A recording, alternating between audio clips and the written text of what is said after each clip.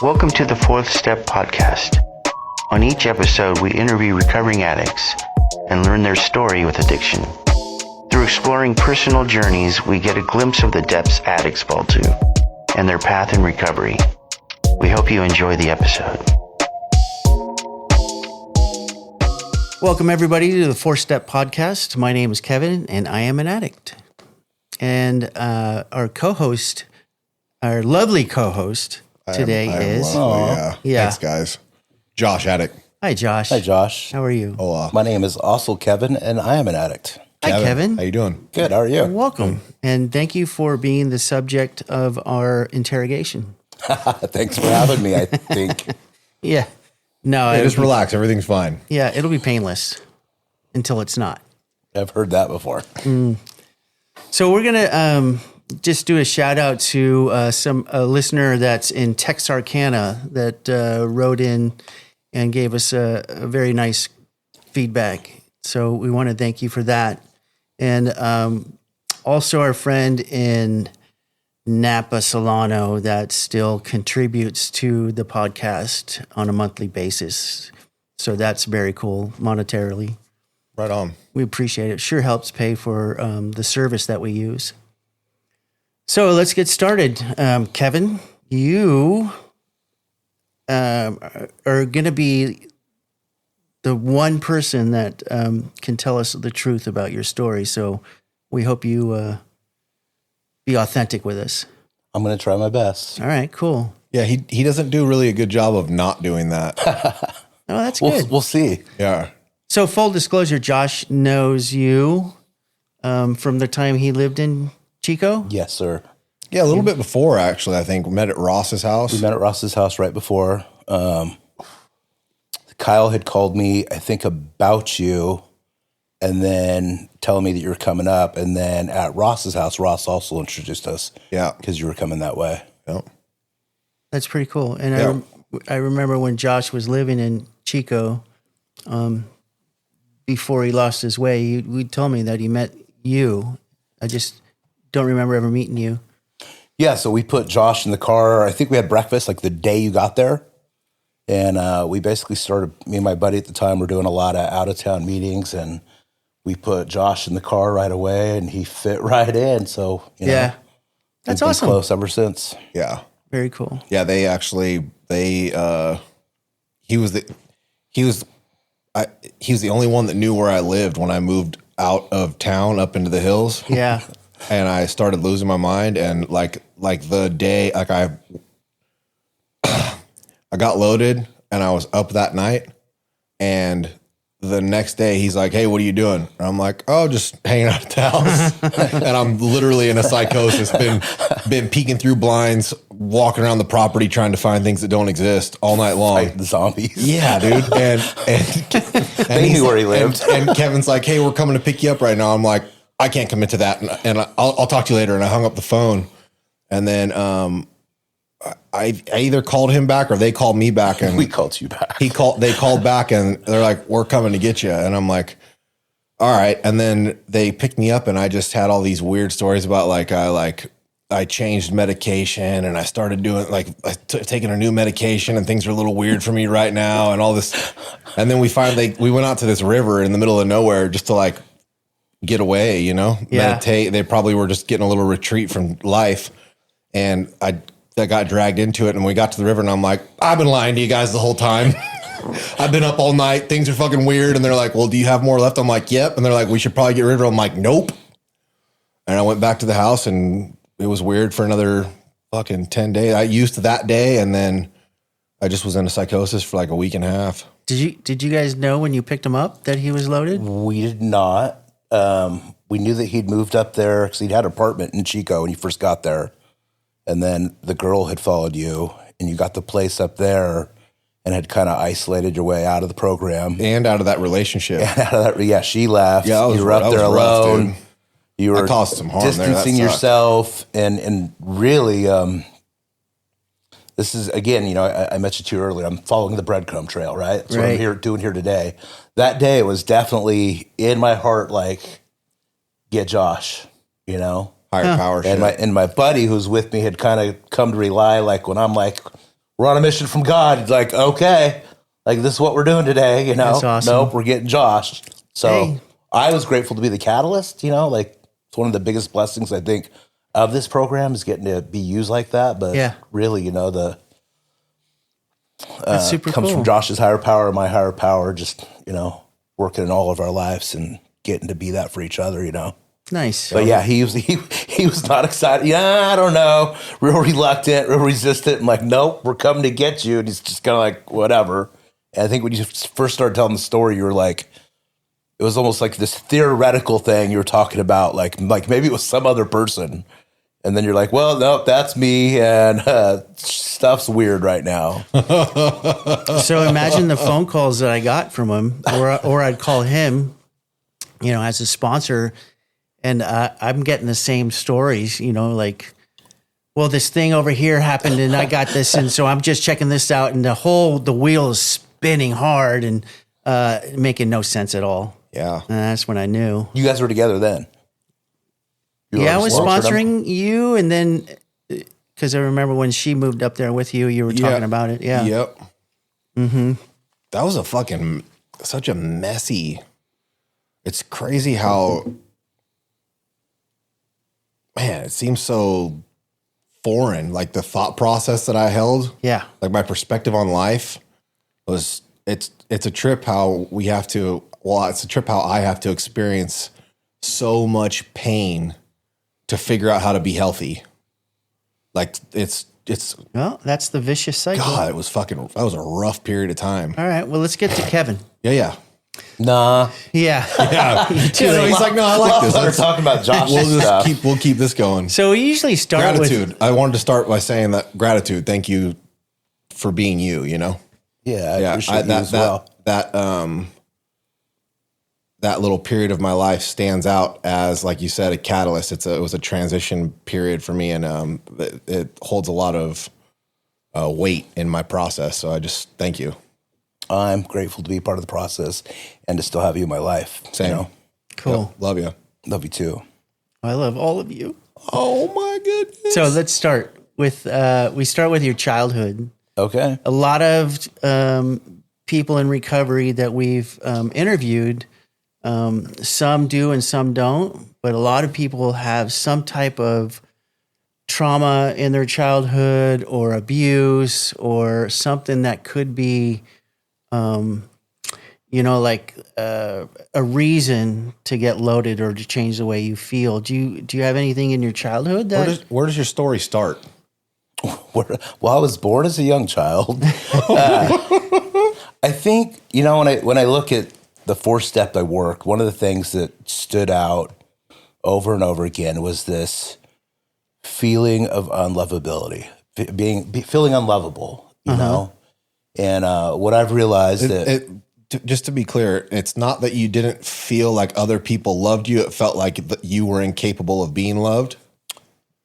both. Okay. Both. Yeah, both things were probably true. Feeling that way was true. Looking back, I can see it's not true, Got it. and that was a pattern that carried for a long time. So yeah, let's concentrate on like being present in your childhood. Like what was going on at the time that made you feel that way? Just getting to that. I had both parents in the home as a young child. They split up probably when I was about 8. Stuff did start to transition at that point. Like I started acting out, getting in trouble in school. I grew up in a small redneck town, What town is that? primarily white, Red Bluff, California. And as a half Mexican, I experienced a lot of racism. Now, at the time, there wasn't a lot of Mexicans in that town. The ones that were there were pretty much migratory field workers, Yeah. come through and leave. And so I'd experienced this racism that looked like, well, those, effing beaners, blah, blah, blah, blah, but not you, Kevin. Yeah. So So I almost became racist against myself, right? Or at least against Mexicans. No, I I get it. identified as white. I get it. And, I didn't know about hyphenated identities till I was much older, But I think it's just part of that whole, like, okay, like no dad in the home. We were poor, but I wasn't allowed to like my family expected me to look a certain way, but I didn't have the right clothes to fit in with these kids, but I wasn't allowed to hang out with the bad kids or dress how I wanted to, you know what I mean? Like most of the lower economic kids. So there's always this like never quite feeling like I fit in, never feeling fully whole and complete. I didn't know that I didn't have self-acceptance, but I didn't have self-acceptance at a young age, you know? There was some violence in the home. I remember one of my last memories of my dad and my mom was like, I'd hit the baseball. I was at a Little League game, right? I'd hit a pretty good hit. I'd made it around to third base, and I look over, and they're over in the outside of the area of the baseball field fighting, and I think I watched my dad punch my mom in the face, you know? That's traumatic. It's traumatic, yeah. Yeah. Do you remember the feeling that you had when you saw that? It could have been like anything. Not completely. I just kind of remember, I kind of remember shutting down, you know, looking back, like that was the beginning of the shutdown process, you know? And then I had, I talked about like experiencing racism amongst my peers. I had teachers, you know, that were racist against me. Wow. In third grade, I remember that specifically this one teacher, like using racist terms against me, you know, because I'd started to act out at that point, you know, and get in trouble. And then the next year I had another racist teacher who like basically told me that, I think it was like when stuff, you know, I'm 53, so this is late 70s, early 80s, and stuff had started to change on how they could treat children in school. And he basically told me that he was mad that he couldn't hit me, basically, you know? And so it just started, this whole disjointment with society started then, you know? Yeah. And so again, I look back and, you know, my mom is a single mom, did the best she could with what she had. My grandparents would help and pay for sports. But I just didn't feel loved. And this kind of set up a pattern that repeated my whole life where I was acting out to look for that. But like every time people would react to me acting up, I took it as rejection and internalized that, you know? It was a confirmation bias. Well, yeah. Was your mom like loving and caring? She's Mexican? Yes. So she was a loving, caring mom? Nurturing? As much as she knew how. She was the oldest of, you know, several children in a matriarchal family. Yes. My grandma kind of ran the roost, and I think my mom took the brunt of a lot of my grandma's stuff, you know? So she was abused as... So she was abused probably. mentally, at least, you know? And she loved me the best she could, being a single, full-time working mother. She just didn't have coping skills either to teach me, you know? And you got siblings? I do. And they're older. They're halves. I'm the youngest by 10 years, my closest sibling. And they had both moved on at very early age. So I was a latchkey kid by the time I was 8 or 9, you know? So looking back, you can see some correlation between those like periods of trauma to how you feel as a kid. Yeah, exactly. That got you loaded. Yes. Or you found, you know, whatever you're using to change the way you feel. Absolutely. That's usually how it starts. I'm just having flashbacks over here, dude. Just thinking about childhood. You said a bunch of stuff you said. I'm just like, oh, fuck, I remember. It's funny how it comes and like, yeah, you don't always remember it, but then like you see flashes, you know? Yeah. Base stuff. When you're talking about baseball, I remember stuff with my parents with baseball, and I got hit by teachers when I was a kid. And that's a significant amount of time after you were. Are you calling me old? I mean, you're definitely older than I am for sure. Yeah. Kevin's the oldest, so you're okay. Josh really likes to point out, you know, the age part in people. Yeah, you know, it's weird. I don't know why I do that, but I really do have a thing for that. I like to remind people that they're old. I think I'm trying to take advantage of the fact that you're starting to feel old. Yeah, that's what it is. Yeah, it really is. But you really have a nice beard for a 12-year-old. Thank you. Yeah, Nice. I do it to him every chance I get. within reason. He does. Whose reason? Mine. Yeah. Yeah. So, so in other words, he doesn't hold anything back. Well, no, that's not true. I think probably about maybe it used to be 100%. Every time I saw a window, I would jump through it. But I think I probably refrain maybe 25% of the time now. Recovery's really kicking in. It happens sometimes. I like joke about it, and I could take it, you know. Yeah. But so back to your childhood. All it is pointing out wisdom. Okay, Josh. I'm just pointing out Keep experience. telling Just yourself cleaning that. it up now. Yeah. Your childhood, there was some trauma in it. At what point did you find drugs or alcohol? It's funny because I hear people sometimes talk in their stories and they're like, I remember the first time. Like, I don't remember the first time. Was looking back, is the first time addiction was prevalent? Was it drugs? I remember at a very young age being motivated to find something to change the way I feel. And I didn't know that's what I was trying to do, but me and a neighborhood friend probably smoked everything in the spice cabinet at some point, like trying to achieve something. Before drugs? Before drugs. So you had to you must have heard about like getting loaded to actually go into your spice cabinet and start smoking it. Yeah, and I honestly don't know exactly how or where. I do know later I learned that my older brother was smoking weed, and it was the 70s and 80s, and I don't know if it was just in the consciousness or what. I was obviously exposed to it somewhere. I wanted to do something. And so everyone had a liquor cabinet. We'd try and smoke everything in the spice cabinet.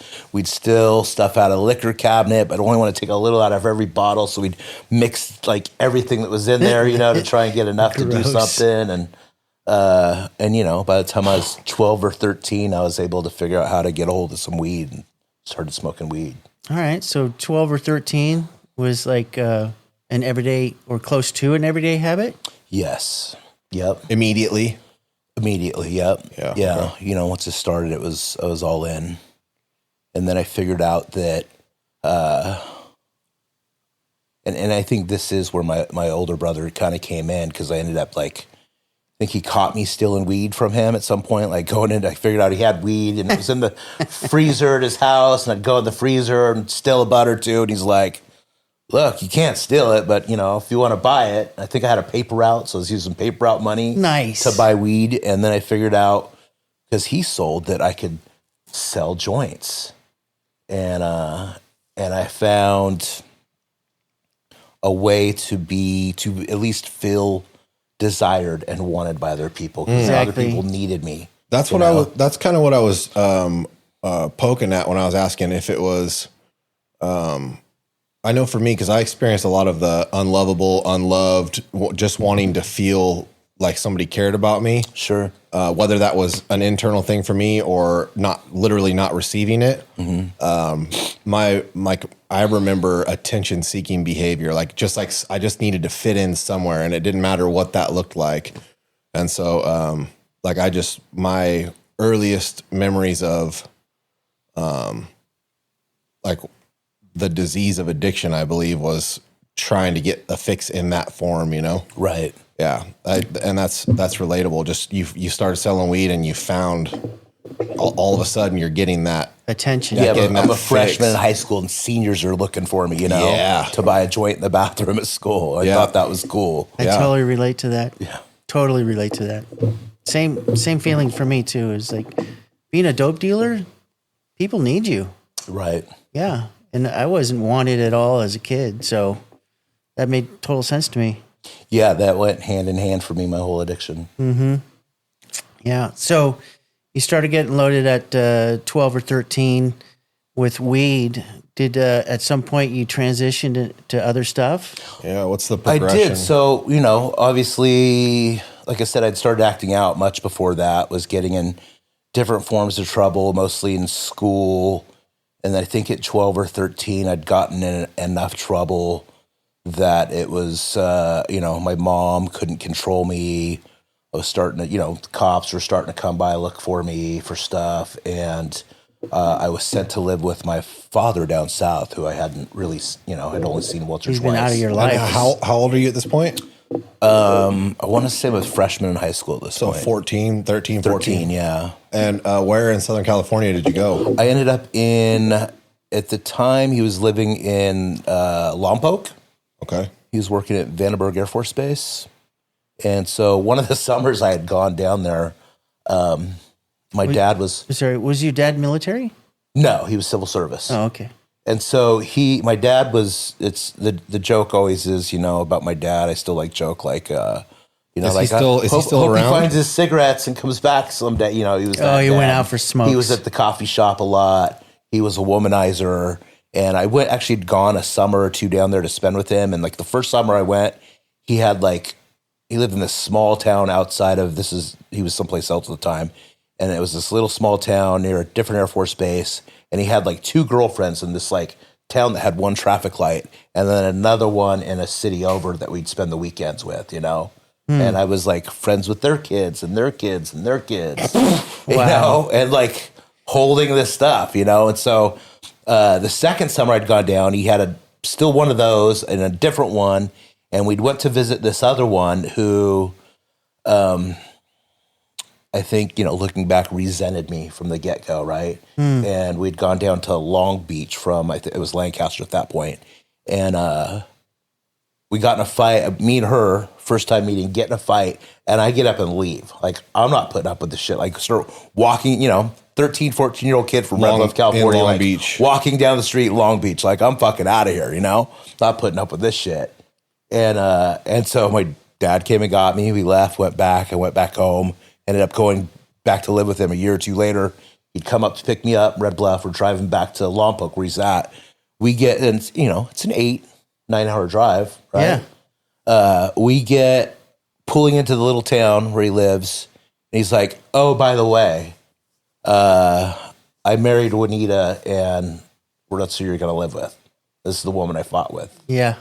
And so, move into this house with this woman who had nothing but horrible stuff to say about my mother, wasn't really kind to me, but, I tried to, I guess this was my first attempt at getting clean, looking Really? You were back. 15 or 16? Yeah, 13, 14. It wasn't like a conscious, like, I need to get clean off drugs, It was like, I'm going to like do better. I'm going to play sports your again behavior, and yeah. go to school and try and be a normal kid, And I think, I kind of did that for a year. And then like in a year and a half, I started, partying again and drinking. And of course, immediately got in some trouble with that. Like the unmanageability still existed for me, Did you as have- a young addict. Did you have like serious trouble as a teenager? Like, was there one or two occasions where like you really screwed up big time? No, there was never anything like, always, like, super small serious. time? It was small stuff, Like I ended up getting drunk before the school dance, and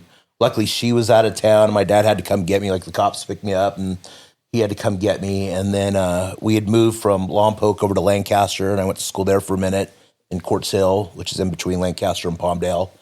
And me and her had gotten into it, and I basically decided I'm moving back to Red Bluff on my own, I'm just not putting up with this shit anymore. And I stayed the night at this kid's house, and that was his older brother was selling meth, and I had some money because I was working this job, and I'm like, yeah, let's buy some of that. And that was like the first time I did meth was the day before I moved back to Red How'd Bluff. you use it? Sniffed it, snorted it, yeah. And so I get back to Red Bluff. I'm a senior in high school. I'm 16 and Spun out with meth? not spun out at this point, but I get back and my older brother's dealing meth, dealing coke, Wow. The same one that was weed. selling the weed, now he's selling So whatever else. I plugged right into that, So here I The am. first time you did meth, did that trigger something in you? Go, oh man, like this is the shit here. I really enjoyed, I think, feeling different, escaping from how I feel. Were your I don't say I really found like my love till I did heroin much later, but it was just another thing. Like obviously All I did right. it once, didn't love it, but I still wanted to do it again. Yeah, so You know? it hit you different. were your brothers were all your siblings were half, Brother and sister, yeah, half. and so So you have one brother, one sister. Yes. Okay. And they were from the same dad? No, they're half. So they had the same dad, yes. Yeah. So But a different dad than me. okay, and so they were both. You were half Mexican because your mom was Mexican, and they were. But were they? They were both half Mexican too. We all had the same mom. Okay, so it was the mom is the common denominator. Yes. Got it. Okay. Yep. All right. That's what I was trying to figure out. Yeah. Details matter to Josh. Yeah. Yeah, I was trying to figure out because you were. I remember you were saying, half Mexican, Red Bluff, and feeling alone or whatever, and then I was trying to wonder I wonder if his brother and sister were feeling that as well. They probably were. Yeah. Yeah. Although they weren't. They didn't look as Mexican as I did. If that makes any sense. Sure. Yeah, well, a different dad, so Yes. genes, Yeah. genetics. Were you like close with them, or like when your brother started selling meth? Did you hang out with him a lot then? I had my own life, but yeah, we were close. I'd go over there and hang out. right, He's my cool. older brother, and my sister, I guess, partially raised me. She moved out. She moved in with my grandparents when I was still pretty young. But I still felt close to her. I guess not super close. And I think by that point, she might have moved away because I really don't remember her in the picture a whole bunch. Yeah. I do remember him in the picture a whole bunch. He's my older brother and my drug dealer at that point. And, so yeah, I still feel close to my brother. All right, that's cool. Kind of. He's doing better today, or Yeah, they still drink and smoke a little bit of weed, and it took a while to be able to reconcile, people who aren't us. Yeah. And in recovery don't always understand that when, what clean means, like clean for us for most of us in the program means abstinence from all substances. Right. And so it took them a while to understand that, like, I couldn't just drink or smoke weed with them, And when I first started seeing them again, because he'd moved to Chico, before I did, after I ended up in Chico and got out of rehab, like, it was difficult for me to go over there because it is someone I was close to and probably who I started using with in the first place. And, they're still smoking weed and drinking. And, before I had some time, like, I really had to limit the amount of time I went over there, I always kind of went over there, like, before I was going to a meeting, so that way, like, I got to leave, I'm going to this meeting. But it's not that way today, though. It's not that way today, no. That's good. Yeah. That's good. So high school, did you graduate? I did, yep. That's amazing. selling meth and graduated high school. Yeah, just barely. Fucking But right yeah. on, dude. That's quite an Kept it accomplishment. together, man. Yeah. Better than we did. Yeah, I think about halfway through my senior year, and at this point I'm doing coke and meth and smoking weed and drinking and working. And I met this other kid who I was probably selling weed to, who was a deadhead, and he turned me on to LSD.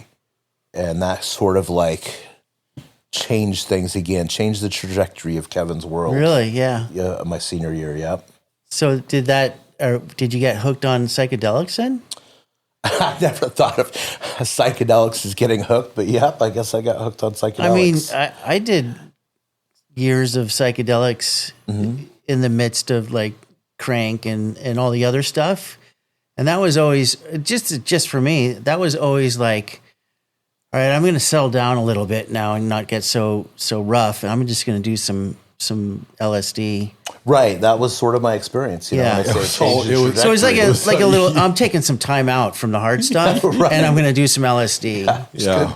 Trip my It balls was like, off yeah, there it was for just like a while. plaything, you know? Yeah. Yeah, that's a trip. I relate to that.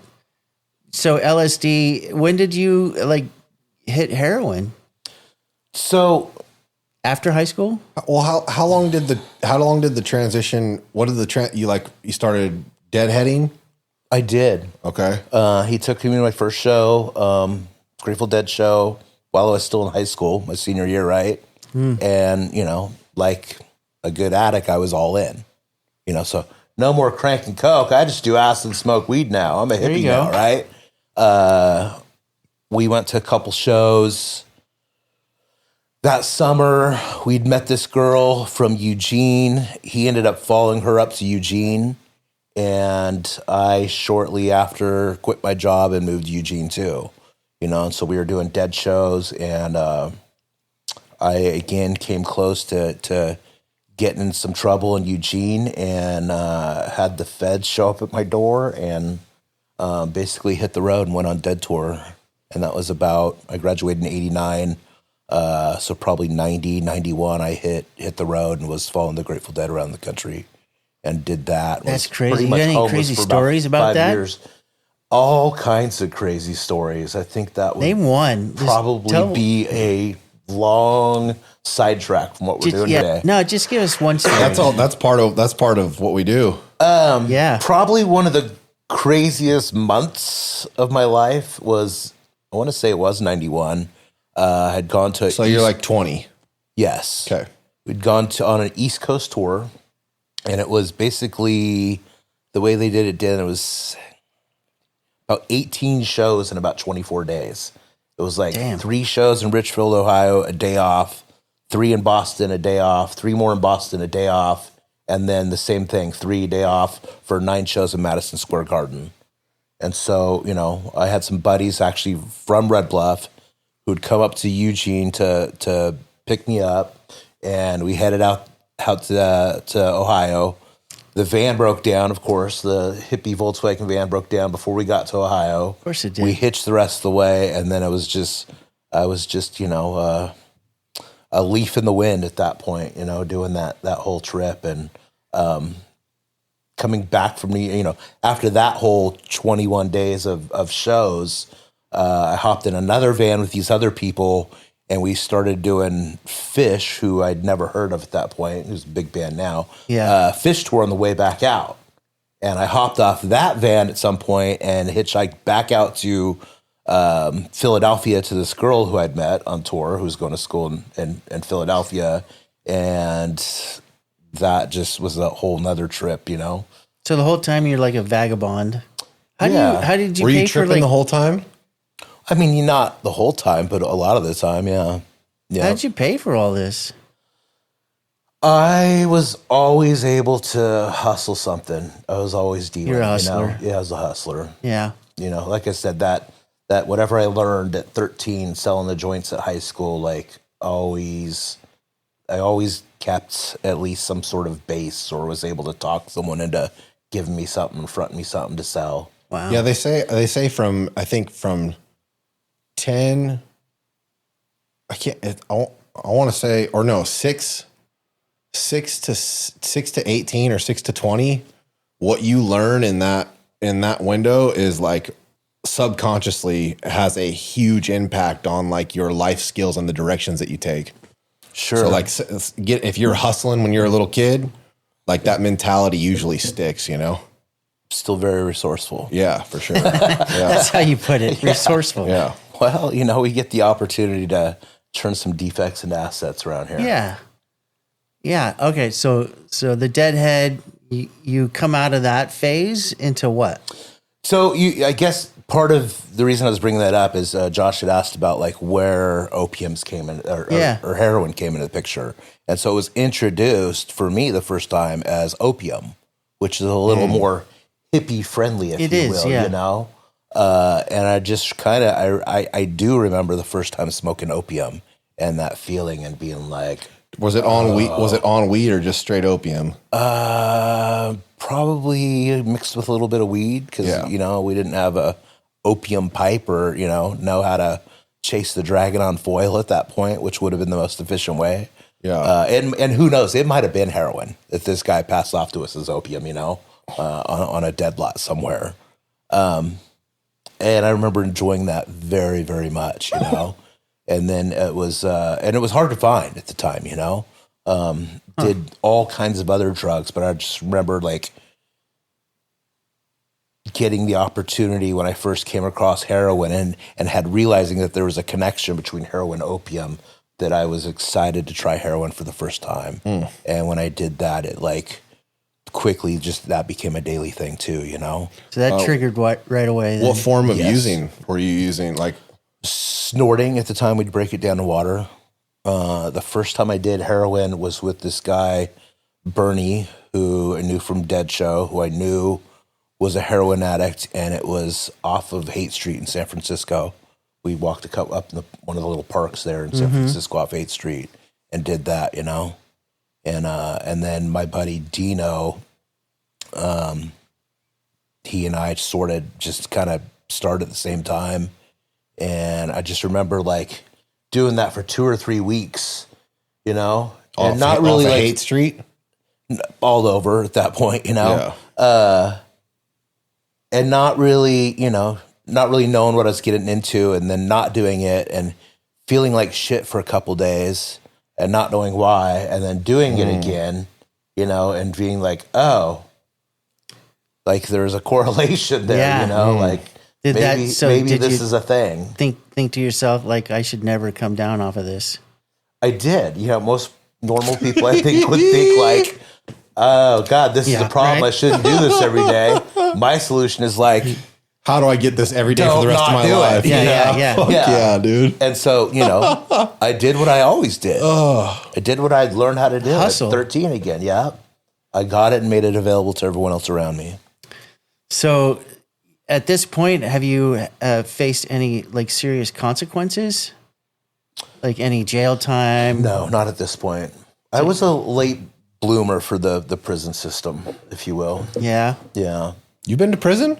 I have. I forgot about that. Yeah. Interesting. You weren't there. Yeah, no, I know, but I think I remember. I think I remember you telling me about it. Yeah. Yeah. So let's. The time period is like heroin. Dead Show's over. You're doing heroin in the city. Yeah. How old are you at heroin? 2021, I guess. Oh, so this is you're still young. Yes. Okay. Yeah, I got there pretty quick. Okay.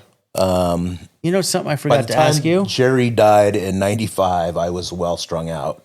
I Yeah. remember being at his memorial in Golden Gate Park with my then pregnant girlfriend in the back of this Datsun getting loaded, Sorry, what were you going to say? I forgot to ask at the very beginning. What's your clean date and how many years you got clean? I have 11 years clean. My clean date is 12/25/13. Nice. Yeah. I usually try to remember that. Yeah. Oh, thanks. So, anyways, I did get clean eventually, if that's what we're... no, that's not what I was getting at. Did you stick with just snorting it, or did that progress too? Yeah, so Where'd needles come in? the snorting, I think, probably lasted for a good year or two.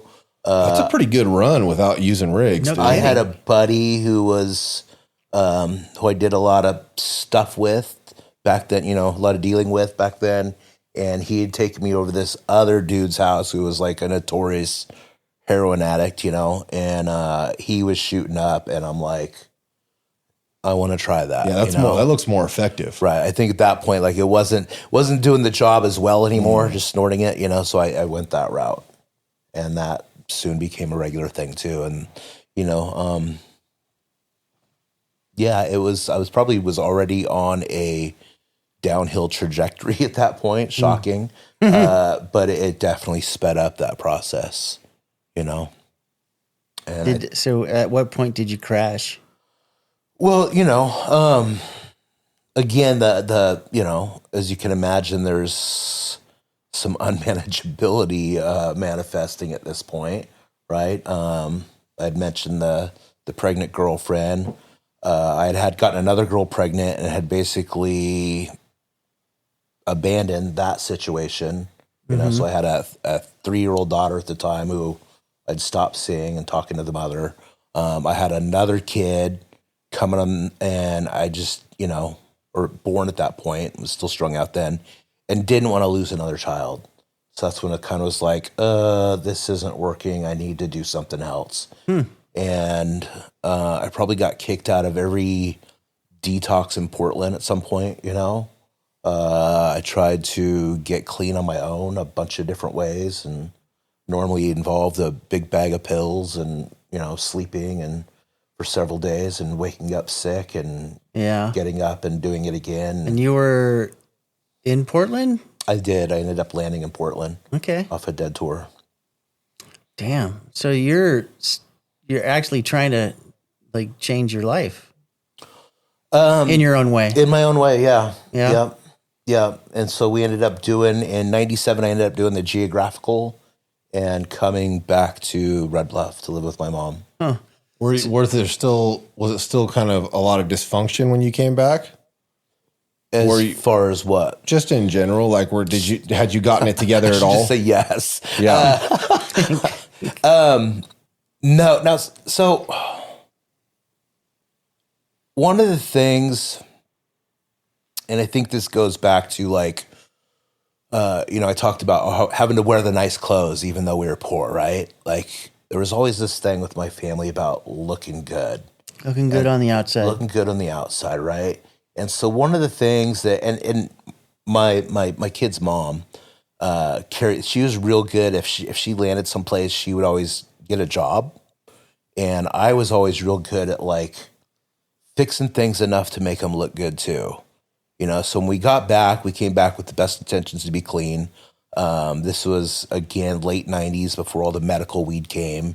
And so I'd brought in all this green bud from Oregon with me. And, it wasn't as prevalent then as it was now. There's not all this medicinal situation. It wasn't Humboldt. And like the second guy that I met in Red Bluff at the Circle K was this dude who had gotten some devastating car wreck, had lost half his intestines, and got this giant bottle of liquid morphine every month that I soon had him trading most of that for the supply of green weed that I had brought with me. Wow. So here I am planning on coming back and getting clean and immediately pick back up with that. So that didn't work.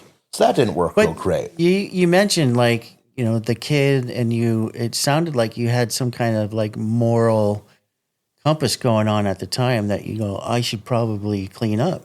I wouldn't describe it as significant as a moral compass, but there was something in me that wanted to do better. Life wasn't being a heroin addict wasn't working. I know that's shocking, and didn't seem real conducive to being a great.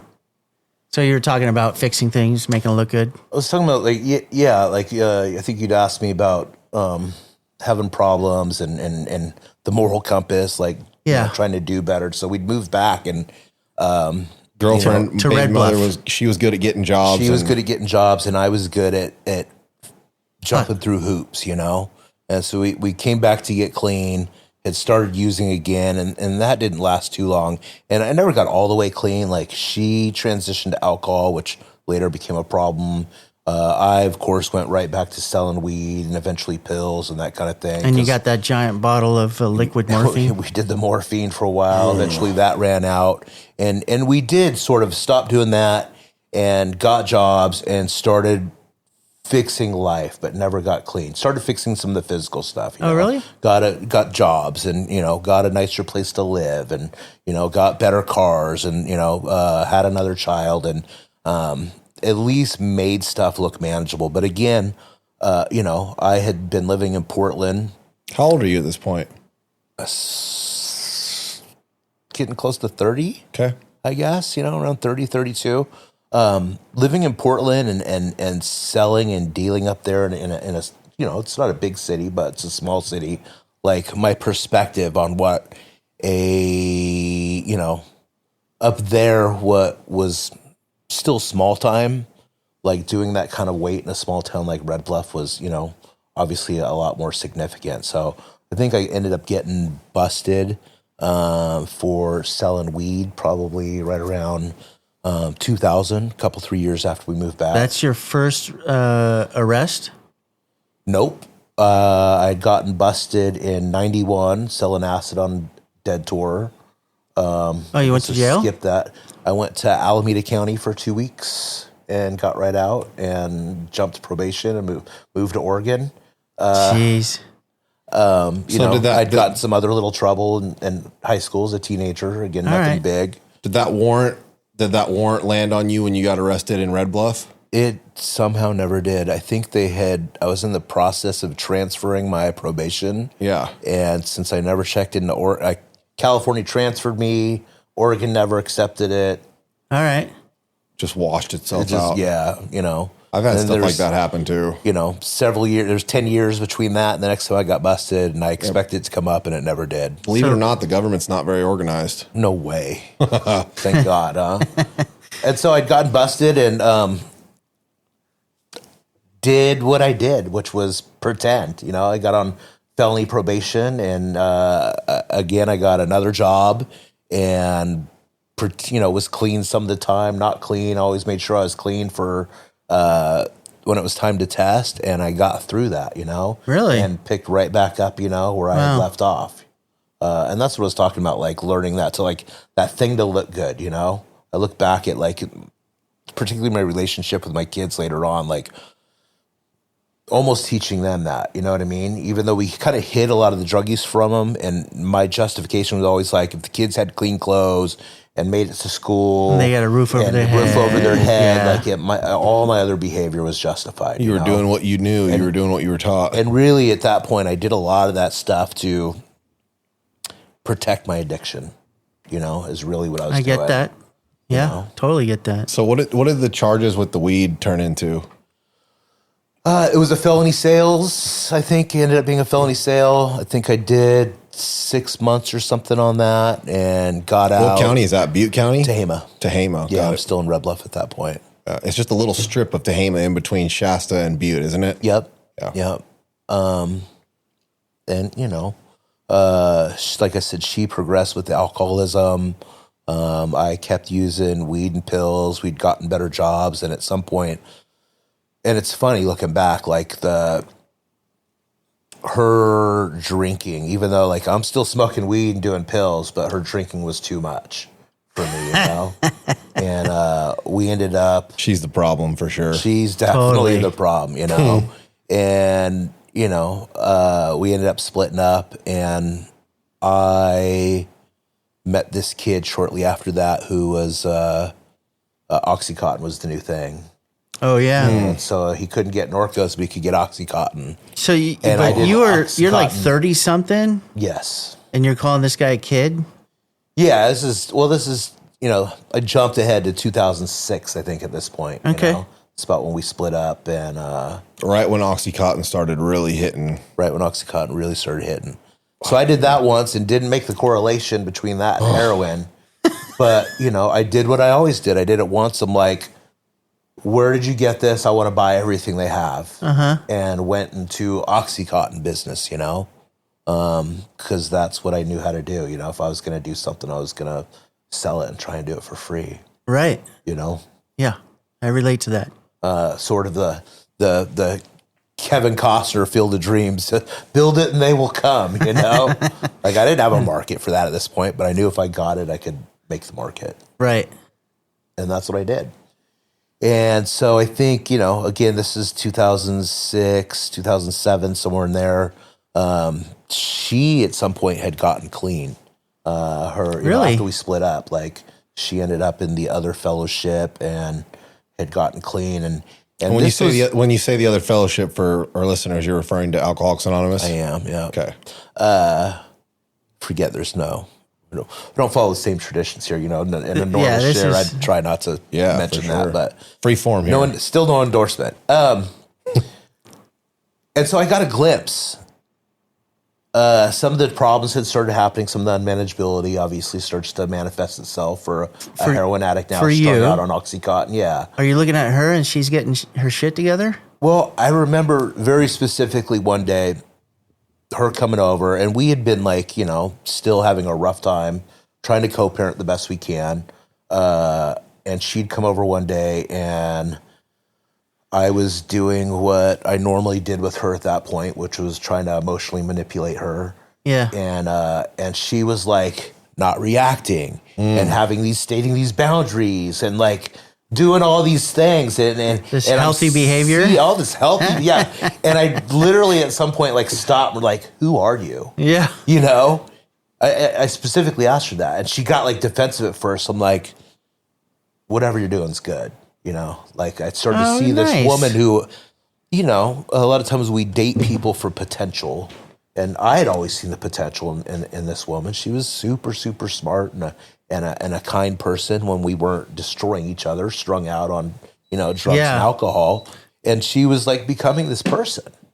And she kind of told me what she was doing, that she had gotten sober for her and was going to this fellowship and what she was doing. And so I had my first glimpse of hope in a program of recovery. So maybe that, do you look back at that and go, hey, maybe that was the seed that got planted, or a glimpse? Or? It was one of the seeds. Yeah, good. I'd mentioned the other girl that I'd had a baby with. Yeah. My oldest child that I abandoned.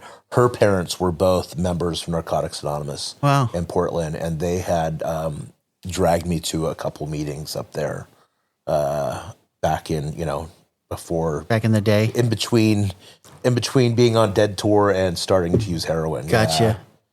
Yeah. So you've been to a Narcotics Anonymous meeting, I had. and then your ex, the current ex, is going to AA. Yep, that's right. And then so- I'd also been to a meeting when I got what I mentioned getting busted before for the weed sales. I'd had to do a couple meetings then, Oh, yeah. so I'd had some exposure. There's been some seeds at this point. Yep, there's been a couple seeds. I guess I was following the breadcrumb trail before I knew it. Okay, a so little it's bit. 2006, 2007. You're selling OxyContin. Yep, and she gets clean, and I know that I need to get clean, and so I start going to AA meetings with her. Really? And of course, Are you still using while you're doing this? I think I'm trying to be clean. I'm using. I'm going back and forth. And her people, of course, like circle the wagons around her. Like this is the violent relationship ex that she had just escaped. Yeah. Had gotten clean from, and they like, what are you doing? Because we start hanging out, again, of course. She's going to fix you. And I feel rejected, of course, by the whole fellowship. And You're telling yourself a bunch of cool stories. Oh, yeah. And of course, I would go in and I would tell them openly in the meeting that, I thought alcohol was for people who can't handle heroin. And so after a couple times, I was encouraged to try the other fellowship. Yeah, you were making friends fast. Yeah, huh? I was making friends fast in AA. And I made it to my first meeting of NA. And of course, in Red Bluff, they were all tweakers. I think there was one heroin addict in there. Mm-hmm. And they were all louder than the people I like to hang out with, even using, How big was the meeting? 10, 20 people, I think, back then. The fellowship was pretty active back then. Yeah. There. That's a real downer. I know from experience, like mixing cranksters with heroin addicts. They're like really high on point, even when they're clean, Yeah. And then heroin addicts are just laid back, nodding. Well, I think, now I can listen to someone who does something different than I did and identify with the unmanageability Yeah, but and the then- despair. But when, you're 2 minutes clean, like Right. all you see is the differences. you Yeah, know? yeah. So that was a tough to identify, but I tried and I plugged in, and I think it took me about a year to 18 months to put together almost 6 months clean. And, I was and I'm not one of these people who are going to lie. Like, you know what I mean? Like if I'm using. I had my hand up for a white tag about every other, week in there. And Right. people are just like, geez, this dude, and I think just before I had 6 months clean, I decided I need a little break. And I just went downhill so fast. Really? And so this is again, it got to be about 2008, 2009, and I just went out and my life started to spiral. I lost the job that I'd Oxy somehow still maintained. or heroin? Oxy, yeah. Got it. And ended up catching another case in 2010. And so, What was it for? let me see, And where at? I'm 53. It's 14 years ago, so I'm 39. So I go to my first prison term at 39, 40 years old. And it was for, they knew that I was the main distributor of OxyContin in that small town, This is before heroin had become an epidemic up there, really. And the cops had came to my house 2 or 3 times trying to catch me. And they finally gathered enough stuff to I think I'd gotten off a case before that, like one time before that, like when I was trying to get clean, like in 2008, I'd like beaten a case. And so in 2010, they ended up getting me, and this girl that I had been hanging out with, there was somebody else's girl had like taken a bunch of drugs while I was sleeping, while I was nodded out, and I went and kicked her door in to retrieve my drugs, and ended up catching a first-degree burglary, and of course, my morals at the time were so, I'm like Justified, dude. Yeah. Wild, Wild West, dude. yeah, but I look back at that still. It's like I didn't believe in robbing and stealing even then. It's funny because I look back at everyone I was selling drugs to was robbing and stealing. Yeah. Like I was still had this whole like I'm not hurting anybody. I'm just a dealer. Everybody's making their own choices. Everyone's all the justifications, rationalizations. So after I'd beat that case in 2008, when they had me on something in 2010, they sent me right off to prison. How long? I ended up doing 3.5 years on that. It was a violent felony, so I became an 85 percenter, which means that any felony after that is going to mean prison time. I'm part of that club too. Yeah, It's a fun club. yay, yes. Yeah. And so I did my 3.5 years and got out with the best of intentions. Always. As always, my family decided it would be good for me to live with my then 90-year-old grandmother, and it was a place for me to go to parole to and help her and take care of her, and that lasted for I want to say a couple months. Did you take care of Grandma? I did. I helped her around the house and would make her food, some stuff, and started working. And So you're like really a good person at heart, besides the addiction. besides the in some ways, yeah. Yeah. I think I hesitate when you say that because I look back a lot of times and like I like to think that I was a good person while I still did shitty things. Shitty things we can I attribute pretended to be the good addiction. while living a dirtball life, Yeah. Now I get to pretend to be a dirtball while living a good life. It's way funner. All right. It's my truth. So I was supposed to be taking care of Grandma. I started working, and again, like I deserve a little break, right? I'm 2 months out, and I think I just tested. The parole agent's coming over, and I go get loaded, and it's just on and cracking. Jeez. While I was gone for those 3 years, like a lot of stuff changed between 2010 and 2013 in the drug world. The medical weed had like kind of changed. Wax and all that stuff came out. The OC80s had become illegal. Wait, what's wax? You've been clean a long time, huh? Yeah. It's a different version of like honey oil, concentrated marijuana. Wow. Is that what they call it? It's like dabs. I don't know if you heard of dabs. No. It's an extraction from the bud itself. Oh yeah. And then you smoke it. Yeah. Yeah, I've heard of the Concentrated oil. THC, Yeah. Okay. It's a new form of oil. So wax. All right. Super scientifically removed from the weed. Yeah, these chemists Some high nowadays tech. growing Yeah, weed, yeah. fucking engineering new strands and shit. So It's there's crazy. wax. The OC80s were illegal, and these guys were smoking because that's what we were doing. The oxy. Then we started smoking it. Some other weird like little 20s or 30s, and I'm like, The Roxys. those are horrible. Yeah.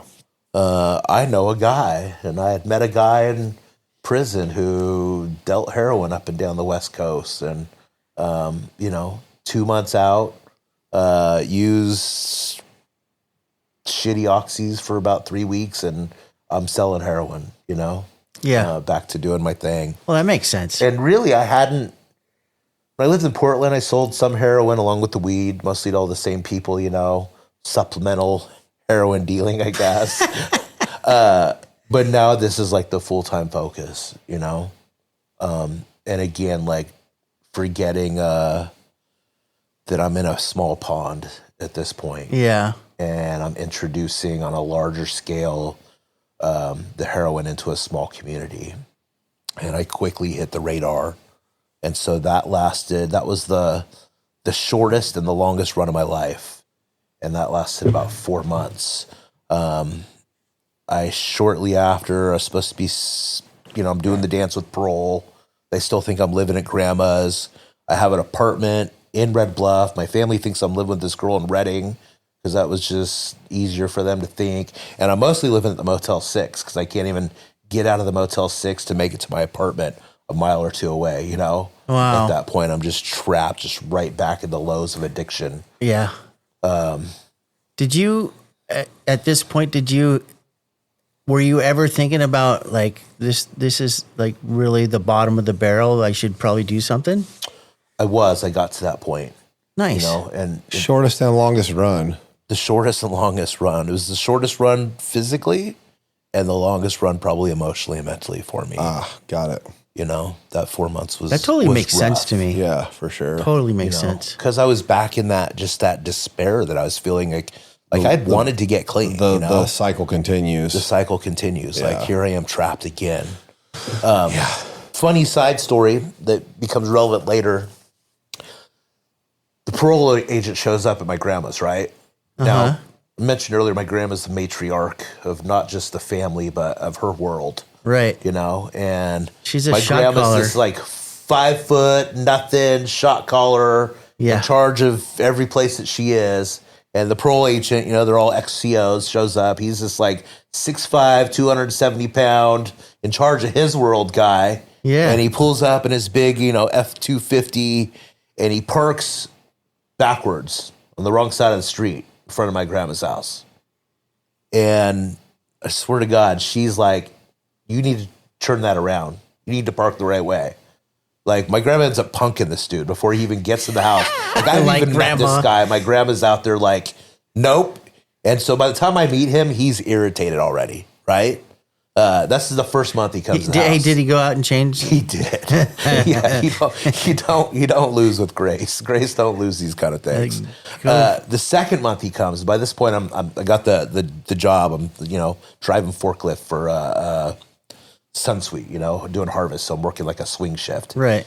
Working nights, and he shows up early, and Grandma won't let him wake me up. So he has to come back later in the day. He's irritated again at this point. He's like, I've never had anybody do, he doesn't even understand what's happening to him at Don't this fuck point, with right? grandma. Don't fuck with grandma. The third month comes, and by this time I'm fucking up, right? Yeah. I come out, smoke my cigarette, 10, 11 in the morning, walk outside, and grandma's out. Grandma and the parole officer are out on the back porch having tea. They're buddies now. Like, Jesus, what the hell? Hey, grandma I'm like, betrayed God. you. I wake up to this guy on the back porch hanging out with my grandma. They're besties now. He knows at this point, you know what I mean? Looking back, I'm like, I think I'm getting over on these guys. This is what they do. Yeah. Like, he knows I'm acting up, Anyway, so I start not being at grandma so much, only being there when I have to. Got the apartment, got the hotel room, and I think this is 6 months after I get out, right? This is 2013. I'm on my way I'm supposed to go meet, he had transferred to Chico, The parole agent? the parole agent, yeah. Yeah. And so I'm going to meet my new parole agent, and I stopped by the apartment to get the Whizzinator. You guys know what that is? Yeah. It's the fake jock strap with the fake wiener that holds the pee, so I can test clean.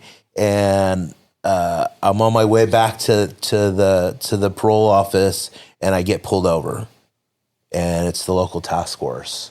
And they don't know about the apartment, but they know I'm living at the motel. They know what I'm doing. They know I'm supposed to be at the parole at that moment. And they drag me back over to the hotel and, find all the stuff there. I meet my new parole officer handcuffed on the balcony of Motel 6 in Red Nice. Bluff. And I'm like, I need a program, bro. He's like, yeah. At least you knew enough to ask You know for what that. I mean? He's like, no shit, you need a program. Like you just deal with this mess.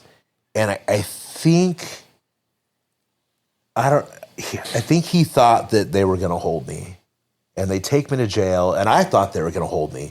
And I tell you, I'm grateful at this point, I'm grateful to get busted because I know it's the only way I'm going to stop, right? Yeah. and I'm sitting in there. It's a good sign that it's, Time. yeah, you're done. Yeah.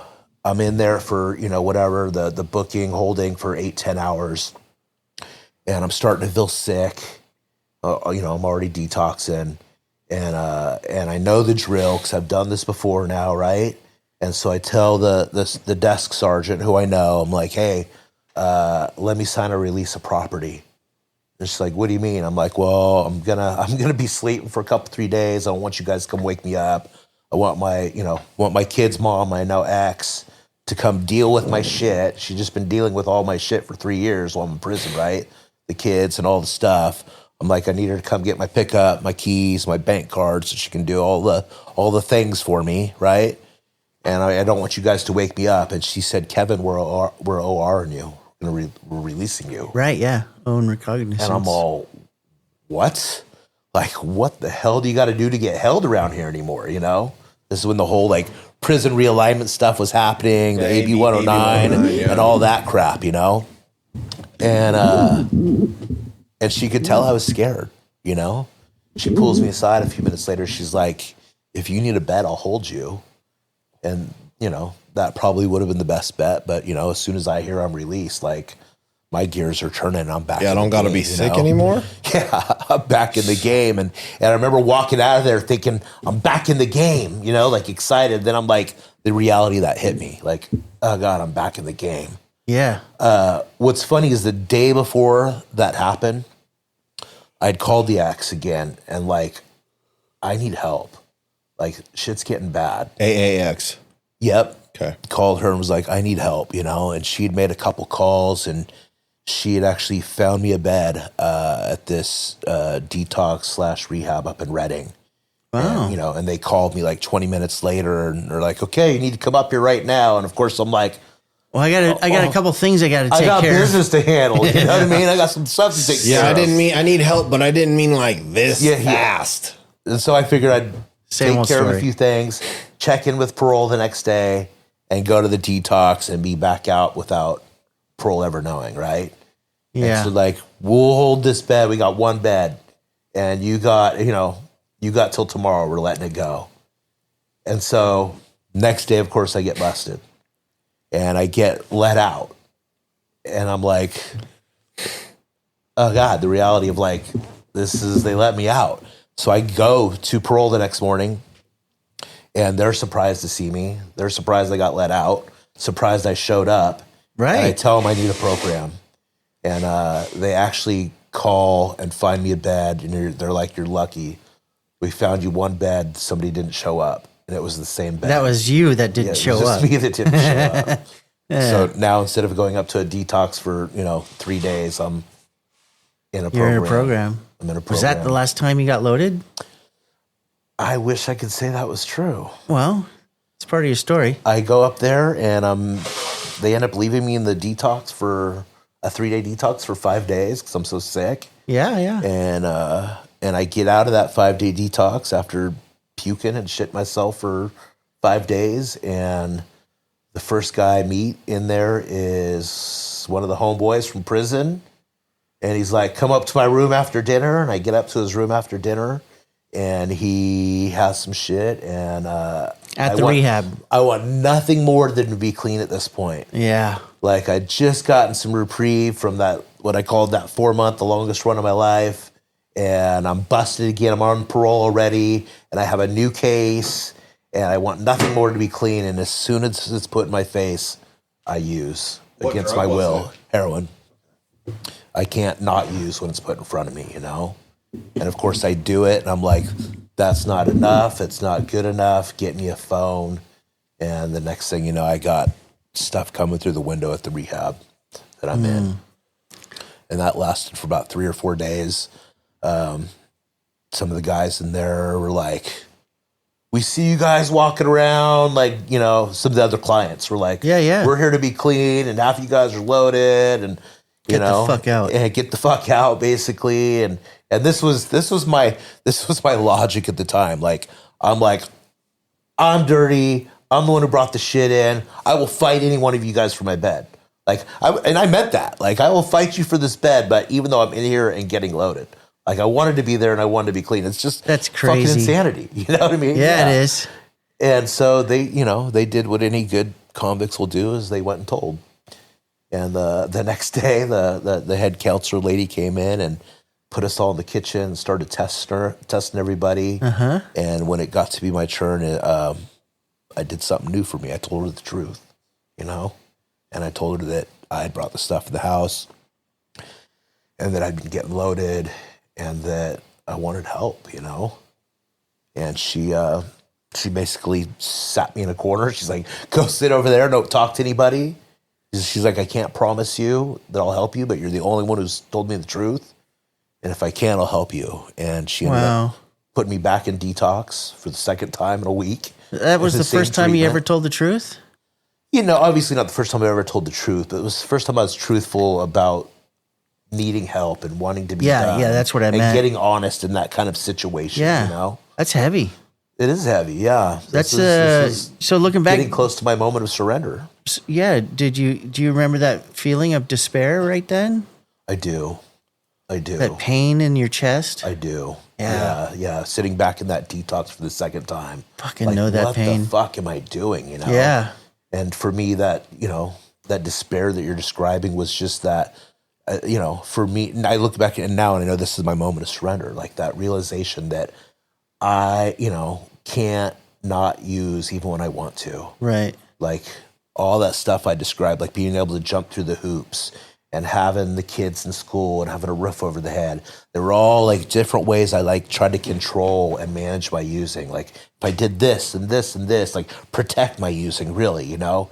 And it was all that illusion of any sort of semblance of control was shattered at that point, you know? Like you can't not use even when you really don't want to, you know? And I remember asking myself like, what's it gonna take, Kevin? You know, Yeah. What's it going to take? I'd lost my house. I'd lost my business. I was on parole. I'm busted again. I'm getting a chance in rehab. I'm 5 days clean, you know what I mean? And I can't not use, you know? And Did they give you a chance? A second chance? they did. And I fucked that up too. But I remember praying for the first time, you know, like through my addiction, like there was no room for God. You know, I was convinced at that point in my life, if there was a God, he hated me, you know? Yeah. I was the center of the universe. And I think like most of us do in our addiction, like I had adjusted my morals to match my actions for so long that I didn't have any morals left, you know? And so There was a few in there. So some of the stuff you talked about, like you can tell that you like wanted to do the right thing. Right.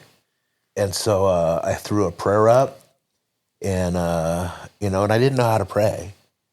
And, you know, I was just like, if there's anything fucking out there, help me. You know what I mean? I've done that. And, Dude, I can relate. Yeah. and I felt, I don't know, I felt something. I felt some relief. Yeah. You know, at that moment, you know what I mean? Surrender, humility. And like a good addict, Open you know, up the door. like I'm like, I want more of that. You know what I mean? And so I was trying to formulate a prayer, and the only thing I could come up with was the prayers I'd heard you guys say at those few meetings I'd gone to. The serenity prayer and the third step prayer. And those became my prayers, you know? And through doing that, I remembered the program and remembered NA, you know? And so I come out of The seeds. remember the seeds start sprouting, right? And so I come out of this detox with 3 days clean, the second time this fucking rehab, and I grab the first NA book I see, and I become this NA thumper, you know, to the other clients in this rehab with like no recovery, no program. I'm doing this you know thing. what I mean? You guys should do it too. Exactly. And looking back, really, that was my first form of service, you know? It was my first chance of like Hey, whatever it takes. thinking of dude. someone else other than myself, you know what I mean? Like trying to help other people. And so they did give me a second chance. And, but a week later, some other shit hit the fan. Maybe not a week later, it was a couple weeks later. And I had snuck a phone in, you know, because when I was doing heroin in there, like I needed a phone too, right? Yeah. And so I was a couple days from being off blackout, where I could have had a phone, and it was starting to eat at me. Like I need to tell her, I need to turn this in, right? And then some other stuff happened with another client, and they searched all the rooms and found my phone. And between everything else that had gone on with me, they're like, "You're done. You're out." And they kicked me out. So I'm like 2-3 weeks clean, like on the same clean run I'm on right now, and kicked out of rehab, you know? And I had to go back into parole and kind of tell them what had happened, and they weren't super stoked with me, you know? And and I said, you know, what can you do? And he ended up finding me another different rehab, and that's how I ended up in Chico. Oh, no kidding. They sent me to the program up there, and you know, and like so many things, I didn't realize then that this was a gift. No kidding. They didn't roll you up. They didn't roll me up, and you know, but I had an open case. But what happened is, I went into this new rehab with a couple weeks clean, and I did something that I had never done anywhere in my life. I worked an honest program because I was so scared of getting kicked out again, and I knew that breaking the rules, you know, didn't work. So I went in there and I just tried to follow all the rules and do all the things that I was supposed to do, you know? And I did my 3 months there. And I remember being at the end of that thing and looking my counselor in the eye and being like, man, I did that. And I just, you know, I try to remember that feeling because, you know, and I'm not just talking about I followed the rules of a rehab. I'm talking about like my whole life was like getting special treatment. You know, what could I get away with in society and relationships and jobs? Yeah. How could I get the most for the least, you know, So- and get special treatment? Was that 2 weeks clean? Was that the beginning of what you have today? Yes. Your Yep. clean date? Yeah, so I went into that rehab, I want to say the 16th or 17th of December in 2013. Uh-huh. And obviously I got loaded, you know, spent 3 or 4 days, 5 days in detox, got out, got loaded, and got out again of detox. And I had still had some Suboxone and sleeping pills that I'd hidden and snuck in there, and was feeling guilty about that. And my ex was bringing my kids up to see me on Christmas, and I'm talking to this one of the guys in there on Christmas Eve, and I'm like, man, like I don't even want her to come, you know, like I feel bad, like in here, you know, like here she is having to drag the kids up to see me in rehab, like it's just embarrassing, like I'm going to tell her not to come. And this guy who's not clean for a long time at this point, though, said something that stuck with me. He's like, why are you embarrassed? You're doing the best possible thing you could be doing for your life right now. Right. And That's some heavy insight right there. That made a difference for you. that's still true today, you know?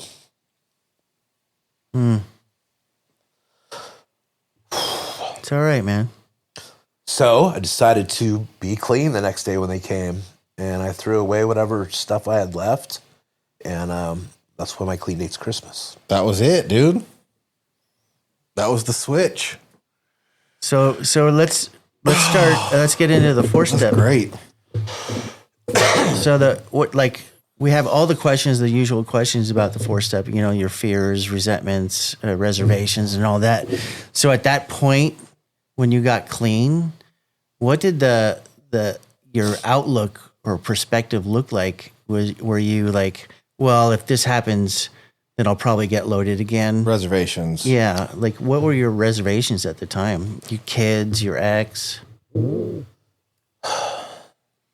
of the things I've when I see people come into the rooms, and again, this is probably me projecting because of my personal experience. Yeah. The more broken and damaged and fucked up they are when they get in the rooms, the more hope I have for them. And I say that because the more complete the surrender, I think the better chance you have. And, you know, I didn't know how complete my surrender was at the time, but I think it was pretty complete. You know what I mean? Painful conviction. And it gave me the willingness to just try something that I didn't know that I believed in at the time. Yeah, that's that gift of You know, desperation. The gift of desperation. That's right. Yeah. You know, it's only a gift though if we follow through with it. So did you have a reservation? I don't remember having reservations, really. You know what I mean? I knew that, again, like I ended up going back to prison clean. You did? I had this On that case? Yes, I had this court case that was open. I got out of the rehab, hopped back into an SLE, was working, going to meetings, and at 9 months clean, I got sentenced to another 4 years at 85%, in 2014. And again, that ended up being a gift as well. Like, there was part of me that wanted to run, and there was part of me that just wanted to deal with this part of my life and put it behind me, and knew that this was the wreckage that I had created, and my addiction. And so I just wanted So did you do 4 at 85 in 2004, starting in 2014? So this was September 2014. I got sentenced. It was crazy. I was working 1 week, going to meetings. Everything was good. I got sentenced. They wanted me the hell out of the county. A week later, I'm sitting down in Tracy, in a cell. And this was like the day before I got sentenced. We just barely missed each other then. Just barely. Yeah, were you down there? Yeah. Imagine that. Yeah. The day before I got sentenced, they come to me with this like deal, because I'm looking at like 13, 14, 15 years at 85%, right? And I was like trying to manipulate drug court and do all this stuff. Like, don't you know who I am? I'm different now. You know what I mean? Yeah. And none of it was happening. And so, they're like, I think they came to me with like a 7 or 8 year deal. And basically they told me I was like, the judge, my lawyer, the DA all told me I was stupid if I didn't take it. And I wouldn't take it. And the day before we're going into trial, they're like, look, dude, like we're gonna, this is it. You got a sales with an enhancement. It was 5 years. And I literally had the pen in my hand and was like, drop it to possession and I'll sign it, And they're like, it's the same fucking thing. You know what I mean? It was like a 2, 3, 4, 3, 4, 5 or something. And they're like, whatever, do it. And they do it. And I sign it. And for some reason, the judge doesn't give me the enhancement. He gives me the 4 at 85, the midterm at 85. A week later, I'm sitting in Tracy. And 3 weeks later, we hear about Prop 47. And so when they started reducing the felonies to misdemeanors on the possessions. I ended up being the first guy in Tama County and the second guy in Tracy brought back on Prop 47. So I ended up they ended up giving me the county year, and they brought me back to Tama County. I did the 6 months there. And so that was the long answer to, no, I did not do the full 4 at 85. I ended up doing 6 months and got to come back out. And you were clean the whole time? And I was clean the whole time. Did you ever go to meetings inside? No. At the time, people were spending a year in reception in Tracy. And so and they didn't have meetings going in county? It's funny. I was listening to another podcast today with Roland. Got one of the stories in the basic text. Yeah, I know Roland. Yeah, I figured. I like him. And, Francis, who I'm sure you're aware of too, has the whole thing with the history and archives and the stories with Francis the basic did an text. episode with us. Yeah. And so, I don't know if he talked about his relationship with the stories, but part of his relationship with the stories is based off my relationship with the stories. So Francis was sending me literature in, I was in prison, right? And I remember, you read stuff so fast in prison, right? Especially when you're locked up in reception. And so I remember I'd read a story every day, and that was my fellowship, And I remember telling Francis that, and he was already starting his journey with the stories. So he started sending me like photocopies of all the stories from all the different, basic texts. Right. And, yeah, that's cool. Yeah. That's cool how you connected with him. But yeah, that was my only fellowship, was the stories of the basic But texts. you stayed clean inside. But I stayed clean inside, yes, sir. Yeah. You know what? It's not so uncommon that people do that. I knew a guy that did 25 down and stayed clean the entire time, which is crazy. It is pretty crazy. Yeah. Yeah, It's a sketchy place to get loaded. Prison is not a good. It is. Yeah. But it's not as easy to stay clean as everyone thinks. Like, how are you going to, stay clean in prison. It was everywhere, They don't dude. realize it's everywhere. Yeah, the alcohol And there's drugs. not a lot of things to do in there. So it's Right. hard. If you're a drug addict, it's tough not to. Like, you have to be fucking disciplined, dude. and the peer pressure is a different level in there too. You know, if that's like the normal, like, you know, in a world of felons, criminals, like That's what we do. not being, you know, Yeah. not being loaded is the not the norm. You You're the know? oddball out. Yeah, for sure. Okay, so no reservations. Fears is next, right? Sure. Yeah. Any like fears coming into the rooms, like a lot of people you'll hear like, oh, this won't work for me, or Fear of failure. yeah, fear of failure. You know, Today fears, early on in recovery fears, whatever pops out for you. I think again, you know, early on, probably more fears now, or at least more conscious of it. I was just so desperate that, you know, I was just gonna try this thing one way or another. I didn't. So like It isn't like I thought, like, oh, I'm, you know, terminally unique. This won't work for me. It was just like, I just hope something works. I'm just gonna do it. You know what I mean? so the fear was more so continuing the same pattern. You were Yeah, that's fair. Yeah. Not a fear of failing at trying this, but a fear of going back to the same cycle. Yes. Yeah, I can relate to that. Yeah. You know, that question I asked myself, like, what's it gonna take? Yeah. You know, and realizing that nothing was enough. You know, that was my biggest fear, like what that looks like, you know? Yeah, our stories have way more similarities than way more than I knew. Like, there's a lot of them, and we can talk about them at a different time, but there's a ton of similarities that, like, timing wise, perspective wise, the way that things kind of played out, like it makes sense to me how we connected quickly just because of the storylines, how they kind of line up. I just think it probably put us on a very similar trajectory. We're both little bitches. Yeah. Yep. We should start a club. That's what we were doing. Yeah. Yeah. It's You guys are great. terminally unique club. Remember the first time I called you a little bitch? I don't. I'm sure it was great though. Yeah, it was awesome. You like, you don't really remember fears in the beginning. What about today? I mean, like, maybe unconsciously you're not thinking of it, or consciously you're not thinking of it, but like a lot of us will have these like ingrained fears. Sure. And that's what I was saying. Like, maybe I'm more aware of them today. Yeah. What's one that You stands know? out for you today? There's still just that common theme for me of, and what's cool is I have, and maybe that's the ticket. Like, I have enough recovery to deal with some of the fears now, you know, for the most part. You know, the theme of feeling unlovable, like that's still like, or not being good enough, you know? That's why I said I didn't want to listen to the podcast before I came down here and worry about doing good enough here for 3 months, you know? Anytime I go to speak, like, I have this like, oh God, like I need to sound good or sound spiritual or sound smart or sound funny. And then, you know, realize that like, I don't need to do any of those things, you know? No, All I got to do is yeah, show up and invite authentic. God and be me. Yeah.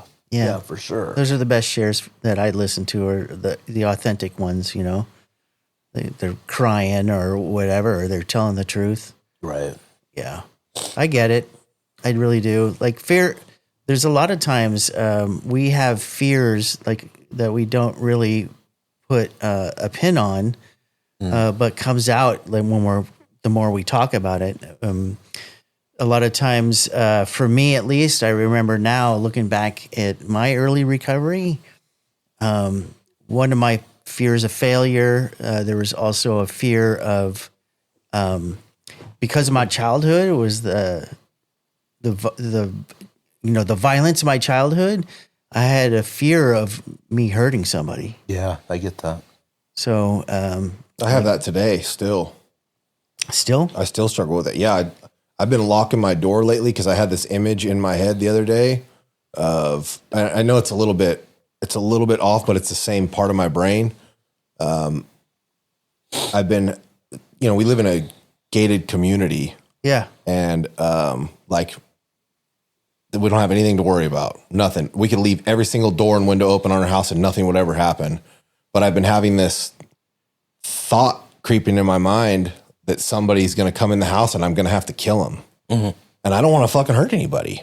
It scares me to think about that fear, version of me coming out I get again. it. Like I haven't, But do you have the rationale to be like, talk yourself down off of that? yeah, of course, but I've still been locking the doors.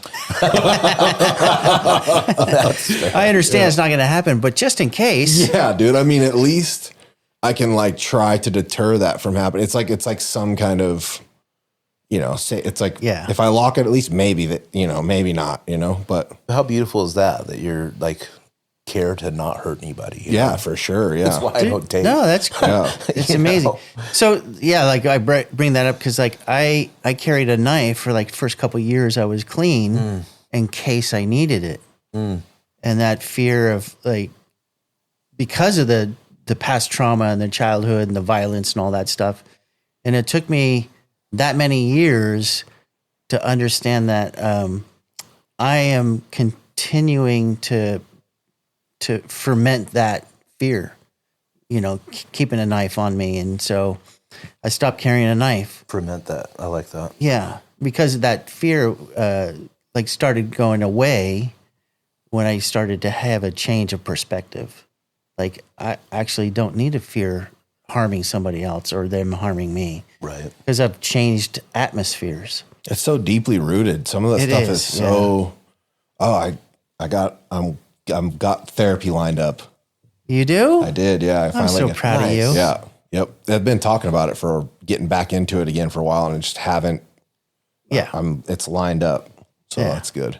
That's awesome. Okay. So, resentments is next. Go ahead. You had something else? No, I was just gonna say I get a little worried sometimes about the future. It's funny. I never planned on living this long. What am I gonna do in 20 years? I don't have a Right. 401k and retirement, and I'm pretty settled and stable at my current position. And sometimes I think, with employment, sometimes I think I want to try something and do something new. So I wrestle with that occasionally. Is that fear keeping me from making a change? Or, I still have that fear.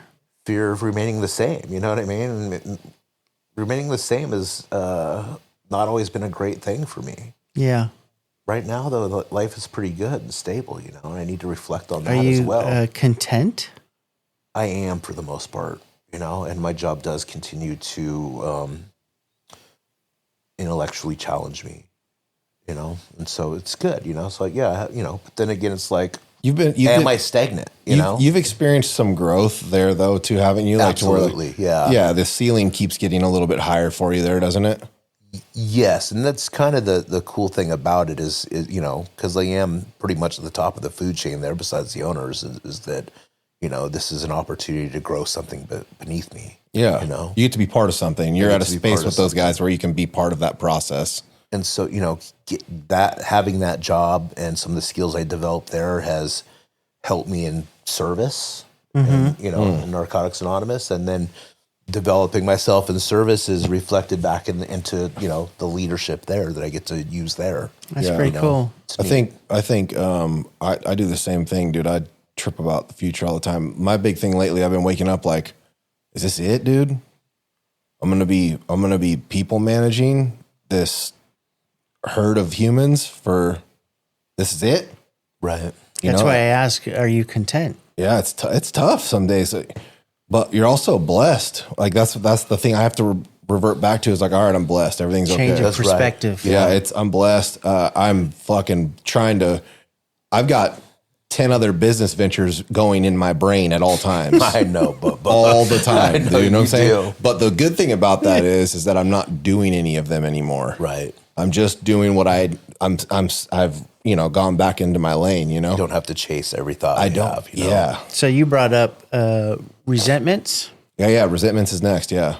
So like when you first got clean,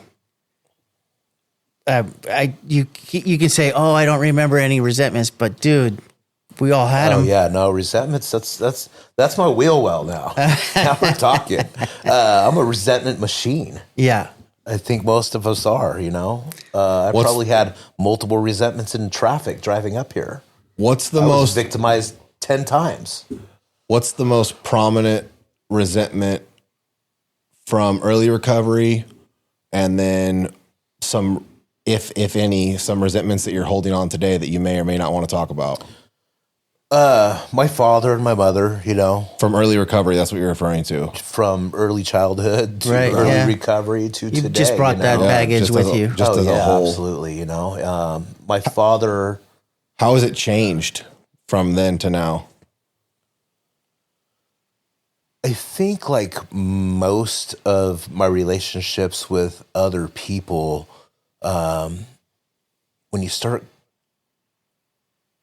applying some compassion and empathy, it allows some space for forgiveness of others, and more importantly to myself.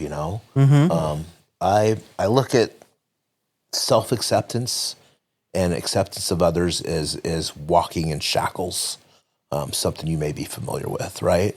Like I can only step so far with one foot before I have to take that step with the other foot, Oh, I like that. And acceptance and self-acceptance kind of works that way. Like the more I can accept you and apply the spirit, which it's real easy sometimes, or easier to do, like accept your faults, love you and accept you for your faults.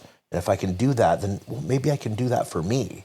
And if I can do that for me, maybe I can do it a little bit more for you, Or And so do it for your So dad. you're saying and so, yeah. the analogy is that they work hand in hand with each other, and if you step this far, then you can step that far. That's right. Got it. Okay. And so, and You were what talking just about said's your dad. important You got here with a I learned resentment? that here, and you guys extended it to me, and I learned to extend it to you, and we practice these spiritual principles in all our affairs.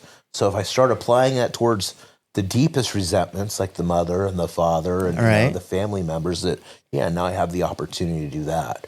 And So that's where you're at now. But when you first got clean, what did that resentment from your dad? Was it fear of or resentment of abandonment?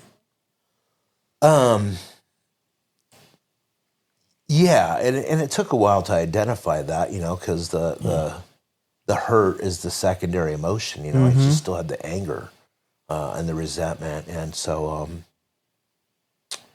I ended up, and I did not plan on this. Josh happens to know I have an uncle that have found out that I have in recovery, one of my dad's brothers. Wow. And so, and he's a well-known figure in the drug world, right? From where you're from. And so, when I used to do a lot of out-of-town meetings, I remember like asking people like, hey, do you know so-and-so? And then everybody's like, yeah, I know him. He's fucking crazy. And, after Josh had moved back here and plugged back in, he had me and our other buddy come down to the camp out in Tahoe to speak. And and I was talking to one of the guys that was there and asked him, and he was like, yeah, I know him. If it wasn't for him, I'd have never got clean. I wouldn't be clean. Right. And so, and we know like he's either going to be in prison or he's going to find the room someday, right? And he'd finally found the rooms, and so I ended up was able to get his phone number or pass my number off to him, and I didn't hear from him for months after this camp out. Right, it was in the summer, and I think I'm walking out the door to go to my mom's on Thanksgiving, and I get a call from a strange number, and I pick it up, and he says, "Hey, Kevin, it's your uncle." You know what I mean? And Yeah, he's a big part of the fellowship.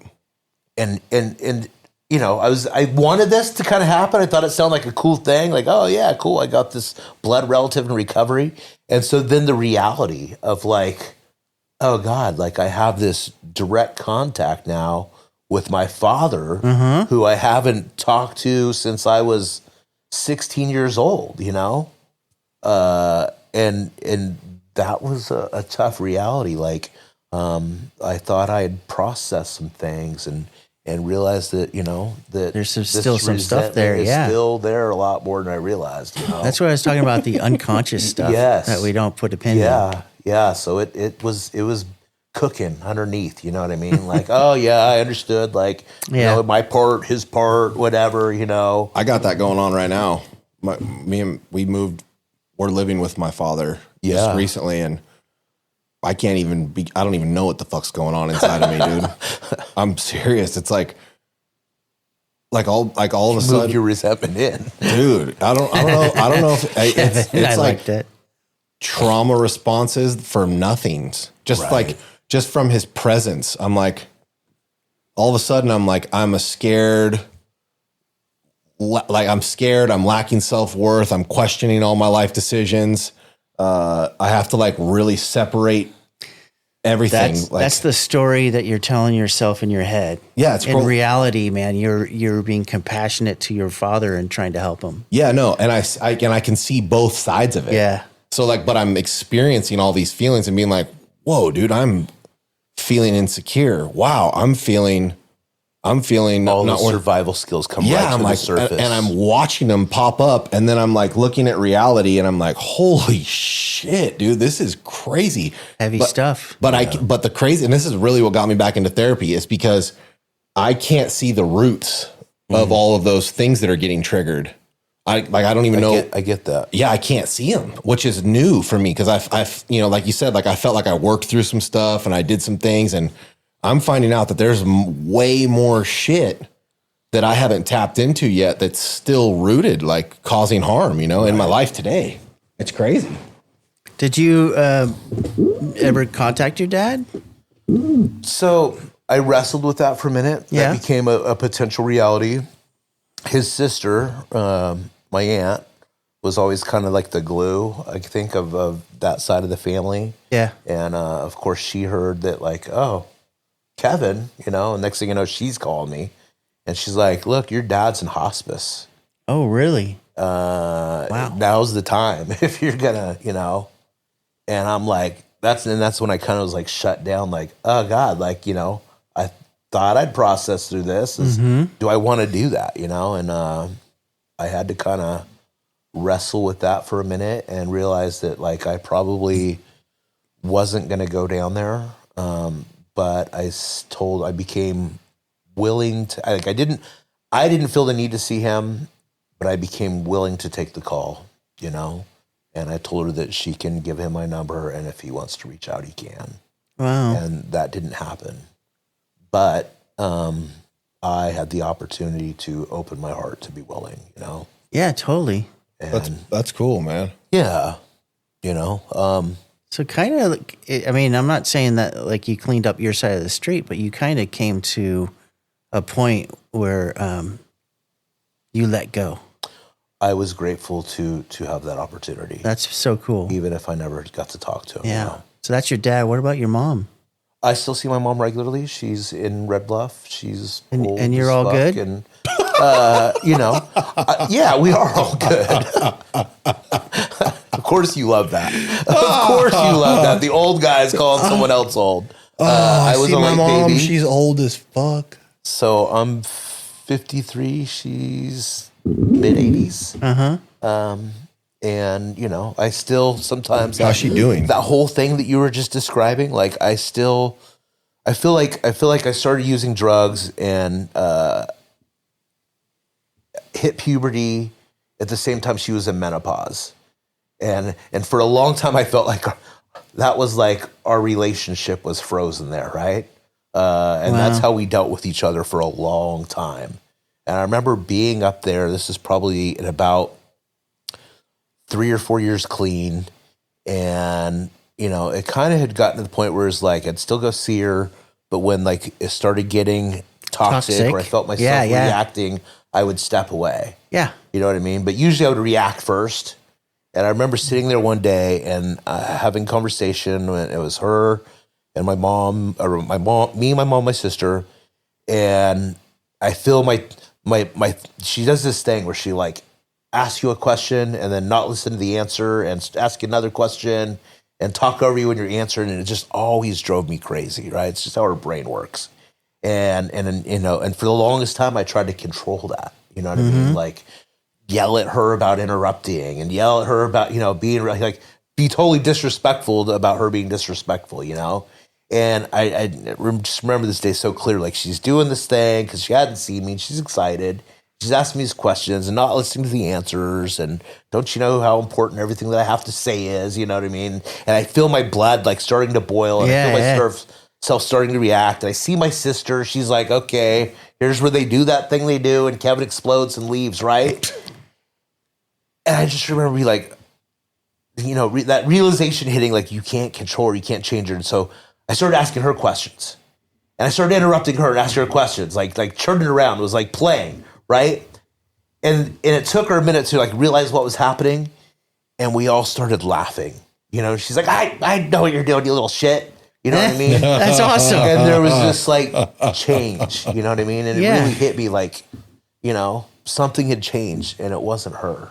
You know what I mean? And well, you no longer had to react. And I can't change her, and I still do. Like you were just saying, like I still find myself like reacting as the puberty-ridden 13-year-old sometimes, but I don't have to. You know what I mean? I can catch it sooner, and and still sometimes I keep the visit short because sometimes I'm better at that than other times. No, other times I can hang totally out relate all day.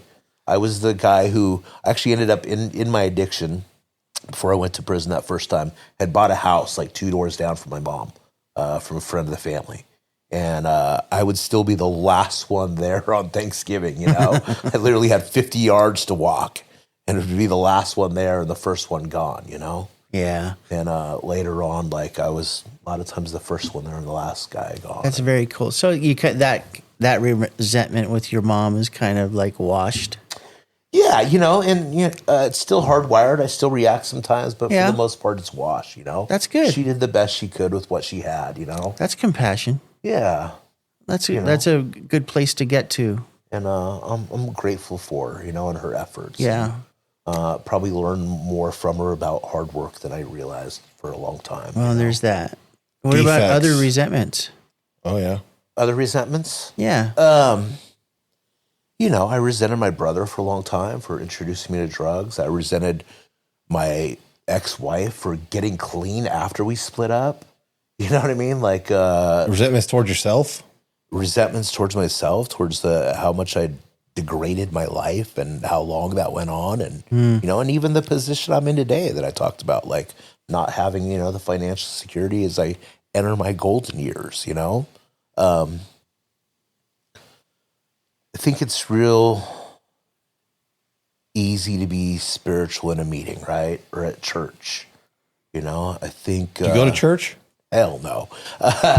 In theory, it would be easy to be spiritual at church. Yeah. Oh my God. I think it's, we need to practice the spiritual principles where we need them the most, And it's when I find myself reacting to mom, you know what I mean?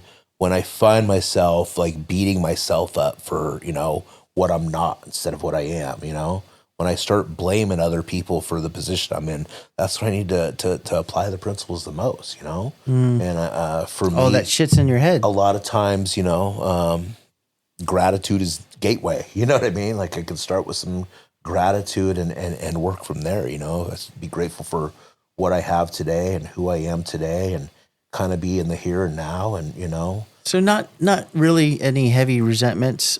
I don't present feel day? that I do, Yeah. not that I am conscious of, that I carry with me on a regular basis. you Yeah. know. They do raise their heads once in a while, but I'm grateful to I be relate able to to that. have some tools to kind of look at that, Yeah.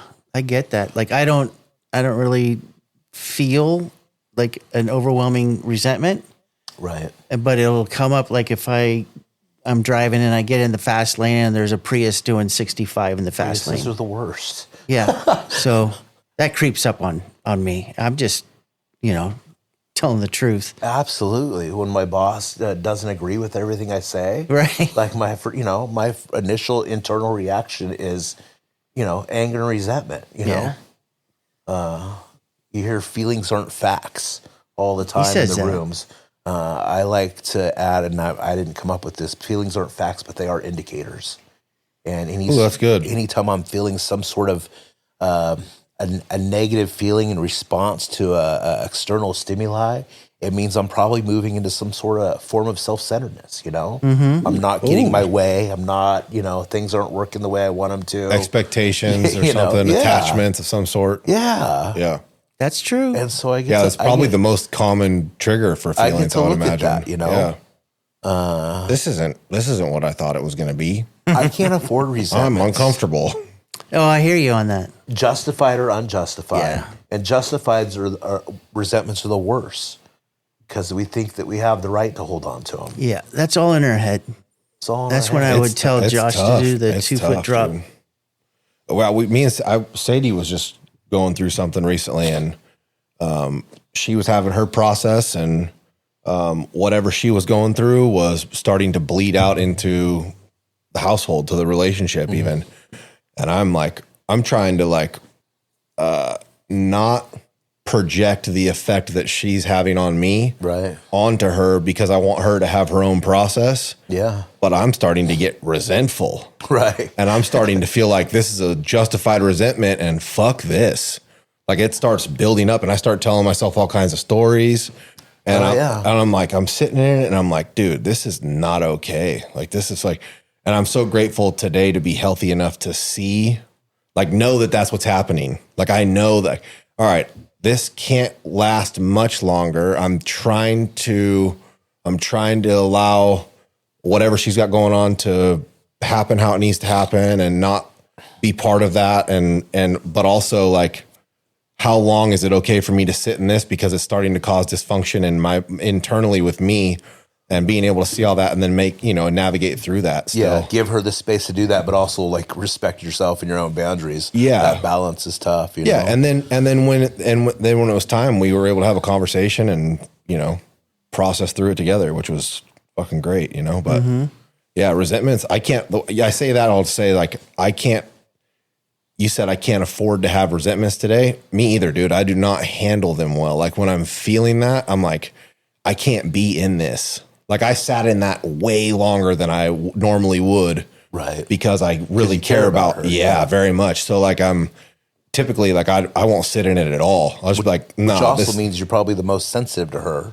Yes. You know what I mean? Yes. It's going to, trigger the fear the most and the insecurities the most because it's, the ones that we care about the most are The closest to you. Yeah, I literally was talking to him about the fears and the insecurities. I called him. I'm like, "Whoa, this, and she's doing this, and she's doing that, she's doing this," and I'm like, "And it's none of my business, but I'm mad." But I'm mad. Yeah, Hulk angry. yeah.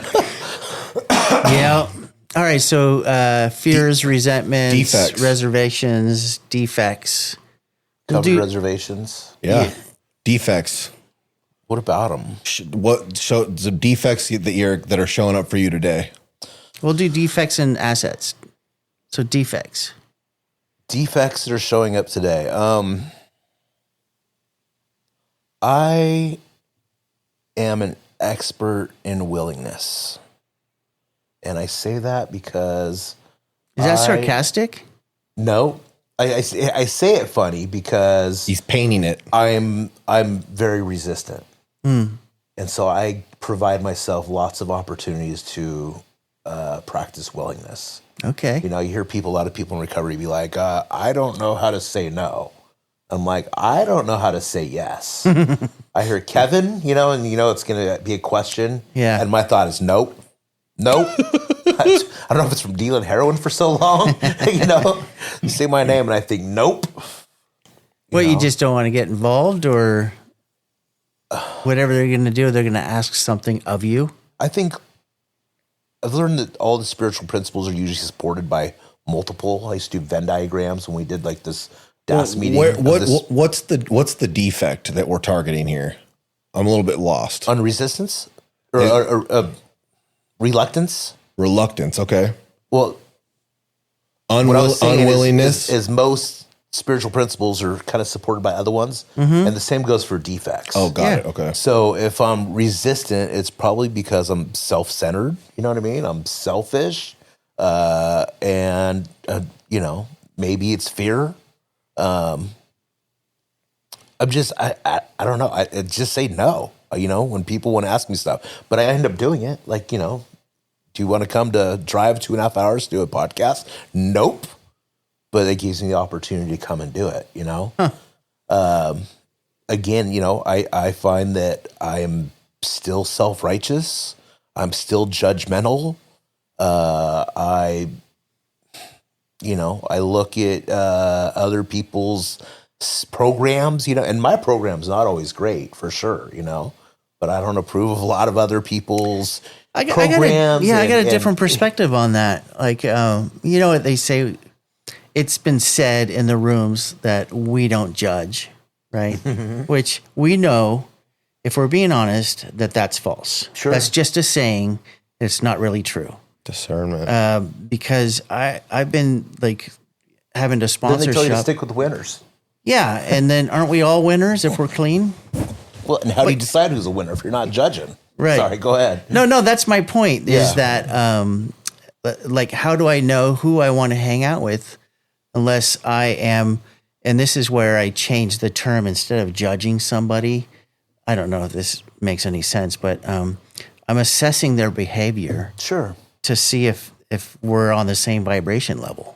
Yeah, I say judgment's bad, but discernment's a spiritual principle, right? There you go. What's the difference?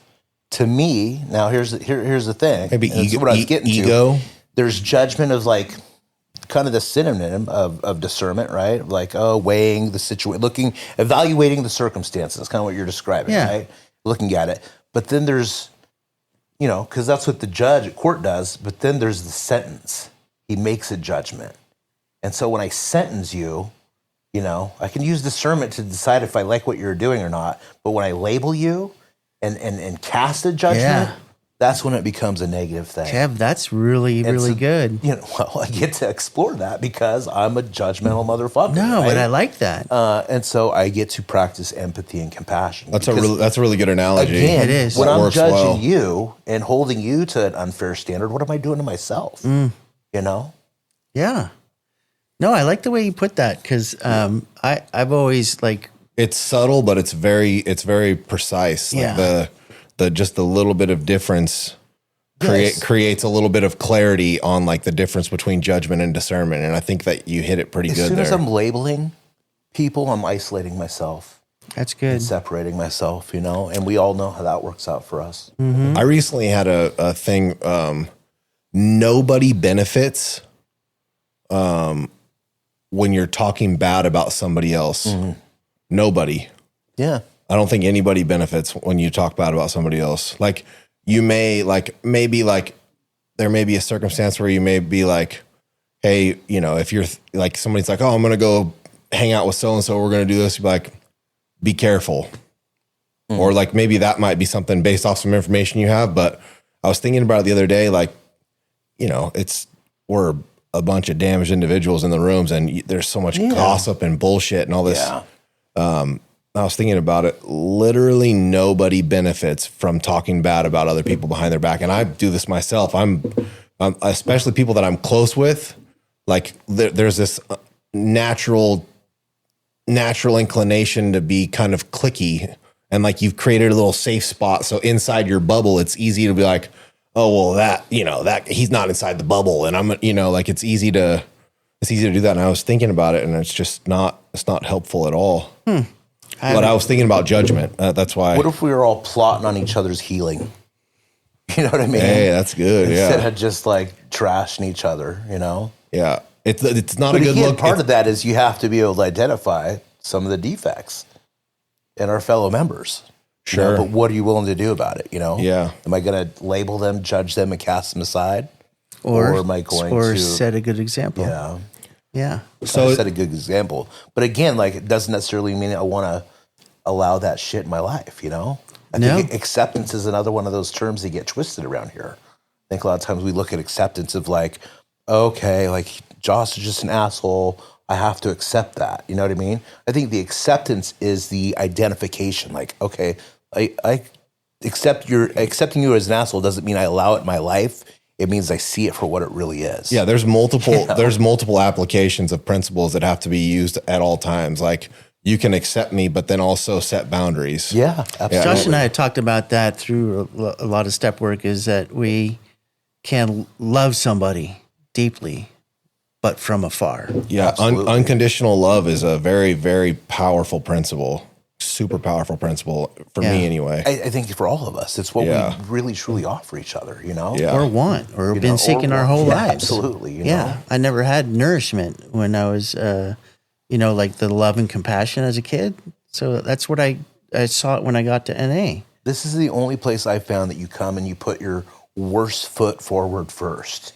Yeah. You know, every place else you go to a job and you dress up and you look good and you tell them how good you are, and then everyone spends the rest of the next 5 years tearing each other apart and fighting each other all the flaws, right? Here we get to come in and put our worst foot forward, and these are all of our flaws, and I'm broken, like, hey, and build ourselves up. You My know? name's Josh. I suck at life. I have no life skills. I probably rob hurt guns you. and rape sheep, and everyone's like, "Yeah, Dude, I did that. you did that? You raped a sheep?" No. I was sharing a meeting. It was like 300 people down in Santa Cruz. This was some years I was so back. excited. And I got older brothers, and I shared that it's been 10 years since I tried to kill my brother. And like this whole group of people in like part of the room is like, fuck yeah, bro. And I'm like, those are my people. Those are my people right there. They understand what an accomplishment that is. Right. That I haven't tried to kill them. And so, I mean, there's all different kinds of people in the rooms, but we find our herd. Yeah, we find our herd, and Yeah, and usually through we get laughter. to love each other. It is. Well, we learn to love ourselves. Yeah. You know. Yeah, And, yeah. and I think that's an ongoing process. Okay, so we got I got one more defect question. yeah. Any more of my defects listed over there? No lists, but just curiosity. Any defects currently causing any unmanageability in your life today? Yeah, like what comes up obsessively and compulsively now? The health thing has been an issue, but I've recently started to do some of the footwork. Yeah. There's the whole piece in the literature. I just read it. I'm trying to remember it. By not taking care of our personal affairs lowers our self-esteem. You know, That was a topic at a meeting the other day. and we talk about making mountains out of molehills. And what I found for me is I can make molehills out of mountains, you know?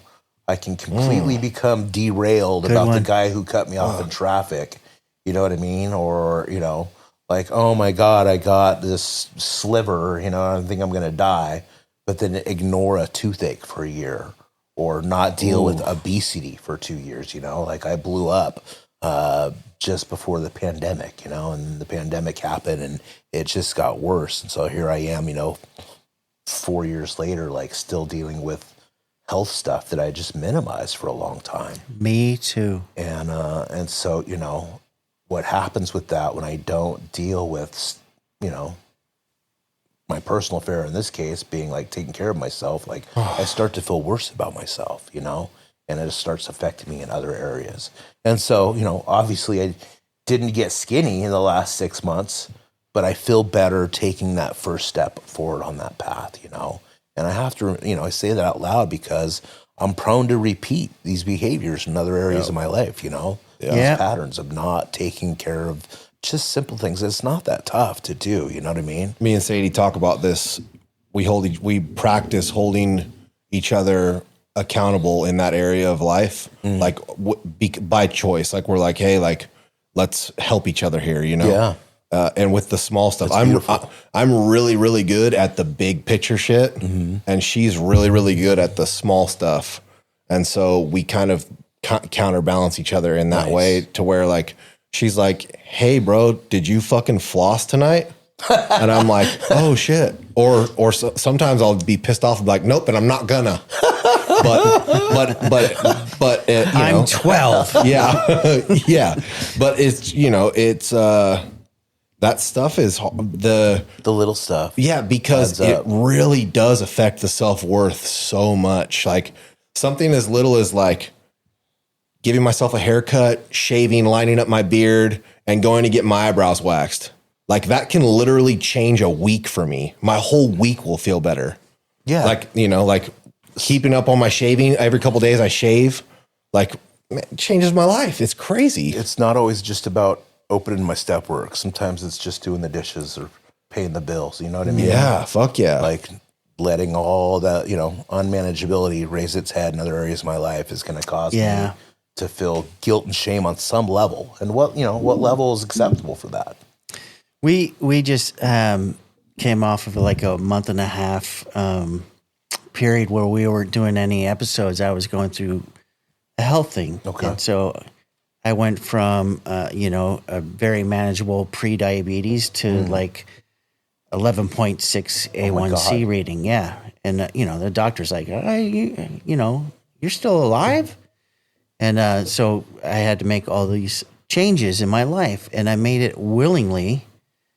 But I always get hit with that stuff, the stuff that bounces around in my head. It's anger that I can't have a fucking bacon cheeseburger anymore. That's bullshit. That's bullshit. That's like, I don't even want to live anymore. Right? You get all this, it's in your head. And so when you were talking, I was thinking, yeah, I totally relate about changing the lifestyle. Well, what's not important is if I am eating one chicken nugget and not feeling guilty, right? Or whatever it is, if I have a piece of bread and I shouldn't, we have a good friend, Dom, who's like really helping me out with like, hey, if I do this thing in my life right here this is specifically with food and it's really healthy, I'm not going to like impair my happiness by not having a slice of sourdough bread. And so I give myself this balance. Sure. I'm exercising, I'm eating healthy, and then I have, a bun on a hamburger. Right. So there was that whole thing about your mental capacity of being able to have a larger perspective than just I'm doing something shitty in my life. Yeah, mine lately, in correlation to that, has looked like instead of like, all right, I'm gonna do this. I'm sticking to this regiment. This is what I'm doing. Like not having any attachment to that, but never losing sight of the goal. Yeah. And so like I said, last night we went out to dinner and like I wanted to eat whatever I wanted to eat, within reason, obviously. I'm not trying to just get back straight into a gluttony mind state because mine directly in what I'm talking about is my relationship with food is all like, or nothing. Yeah. And so like if I fuck it up, then I might as well just eat whatever I want. Who gives a fuck anyway? Right. But instead of that, like I stay on the path, even if I like, and it's been working. Exactly what I'm talking about. Being Yeah. yourself, At all. Yeah. It's It's peaceful inside. And I just found that. Yeah. And I'm like, fuck, I'm pumped about it because I've never had that before. It's always just been like, oh, whatever, dude. I'm going to go to the gas station to get Reese's. Yeah. I want a multitude of Reese's products in the freezer. And as quiet as I think it's it's the kept. attachment to the outcome, or at least for me. Like, Yeah. that was it for a long time. Like the outcome that I felt like I needed or wanted seemed unachievable. So why try? You know what I mean? Which isn't healthy at all. Yeah.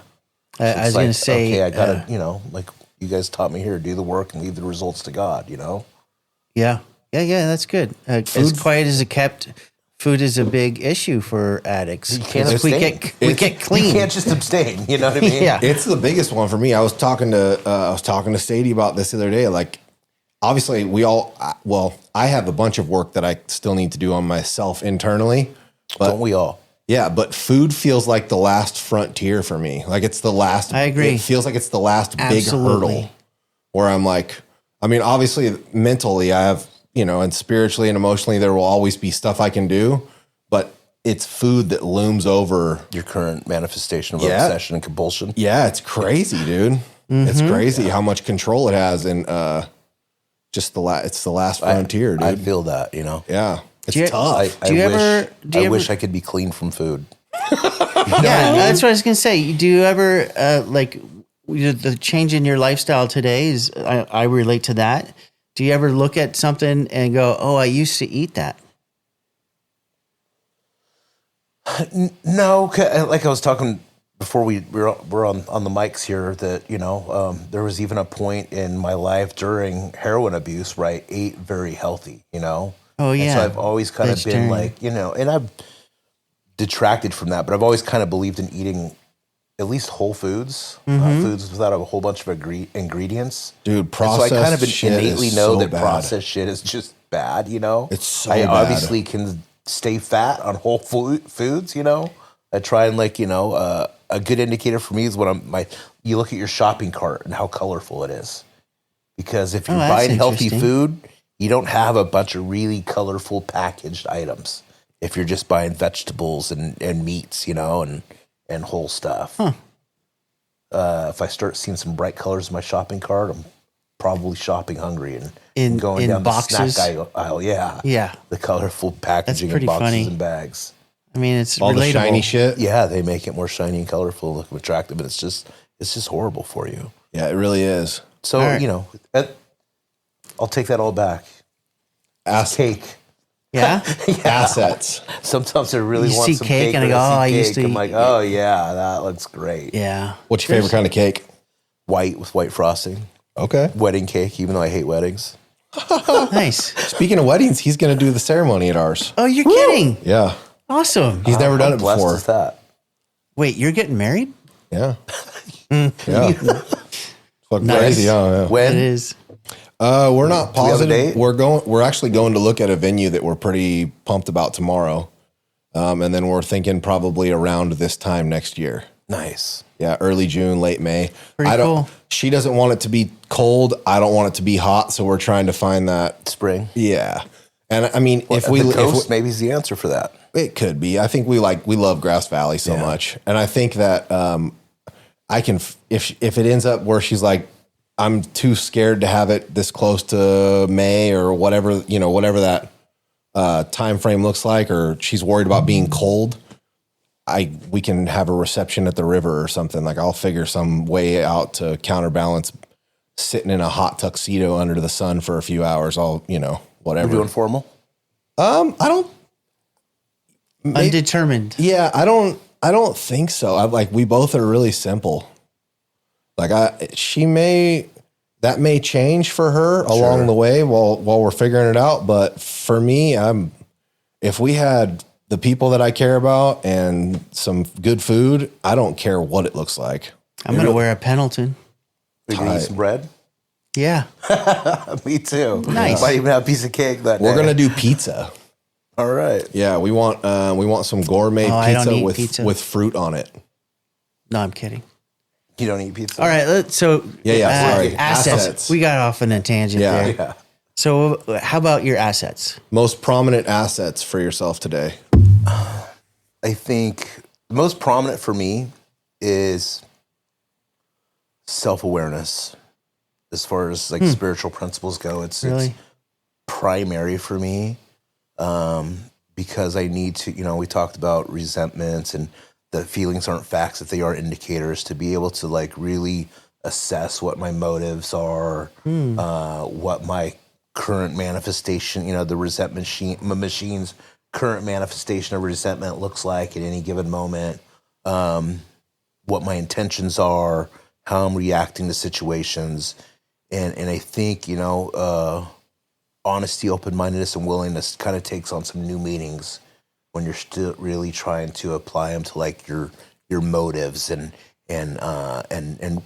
deepest fear. Like, why am I reacting to my boss telling me I'm wrong? Is it because I don't like being wrong, or is it because someone telling me I'm wrong makes me feel like I'm not good enough? Makes me feel like I'm dumb, So or that all goes those back to insecurities. childhood That's right. wiring. Yeah. Yeah. Like not accepted for who I really am, I'm rejected. What? No, he just didn't agree with your Yeah. assessment of a current situation, Right. know? Separating the trauma response from reality. Absolutely. Yeah. Yeah. So that's it sounds like that asset is really spiritually grounded. I think it's, it's just the center point, you know what I mean? Like the beginning. And Yeah. then you get to employ some of the other spiritual principles behind that. Yeah, the more in tune you are with your truth and your reality, the easier it is to apply the other principles. That's right. Yeah, absolutely. That makes a lot of sense. And then as far as assets, I think it's funny. I talked earlier about being resistant and reluctant, but I think the people who know me know that I'm very dependable. When I say that I'm going to be there, I'm going to be there, you know? Yeah, yes is yes and no is no. Yeah. I'm super responsible at work. I'm honest about who I am and where I've come from, you know? My boss knows that I have a past, and they trust me 100% with their company to run this company, you know? And it's, you know, when I talked about like turning assets or defects into assets, you know, like that rigorous honesty that we learn early on that we know that we need to have, you know, means that I'm very transparent, you know. Authentic. Authentic. Well, I just remember him like asking one time, like early on, like, and you know, he's trying to be a little, PC. yeah, a little, you know, easy about asking me, like, I noticed this thing. Did you do this? And I think he'd been used to employees who were like, no, I don't know how that happened or what. And I'm like, yeah, I did that. Is that wrong? You know, because I'd learned like here, I have to be honest. You know what I mean? And, Yeah. And that makes me teachable. You know, if I can admit that I did something and ask if I did it wrong, and I can now learn a better way to do it. And he was like, you know, like he didn't know how to react to that. You know, that kind of honesty. And I think that leads to integrity. You know? I like that. And so I don't know. I feel like I have way more defects than assets. I feel like all the assets I have are byproducts of practicing the spiritual principles, and that some of my core stuff, good and bad, gets turned into assets when I can redirect my motives and run it through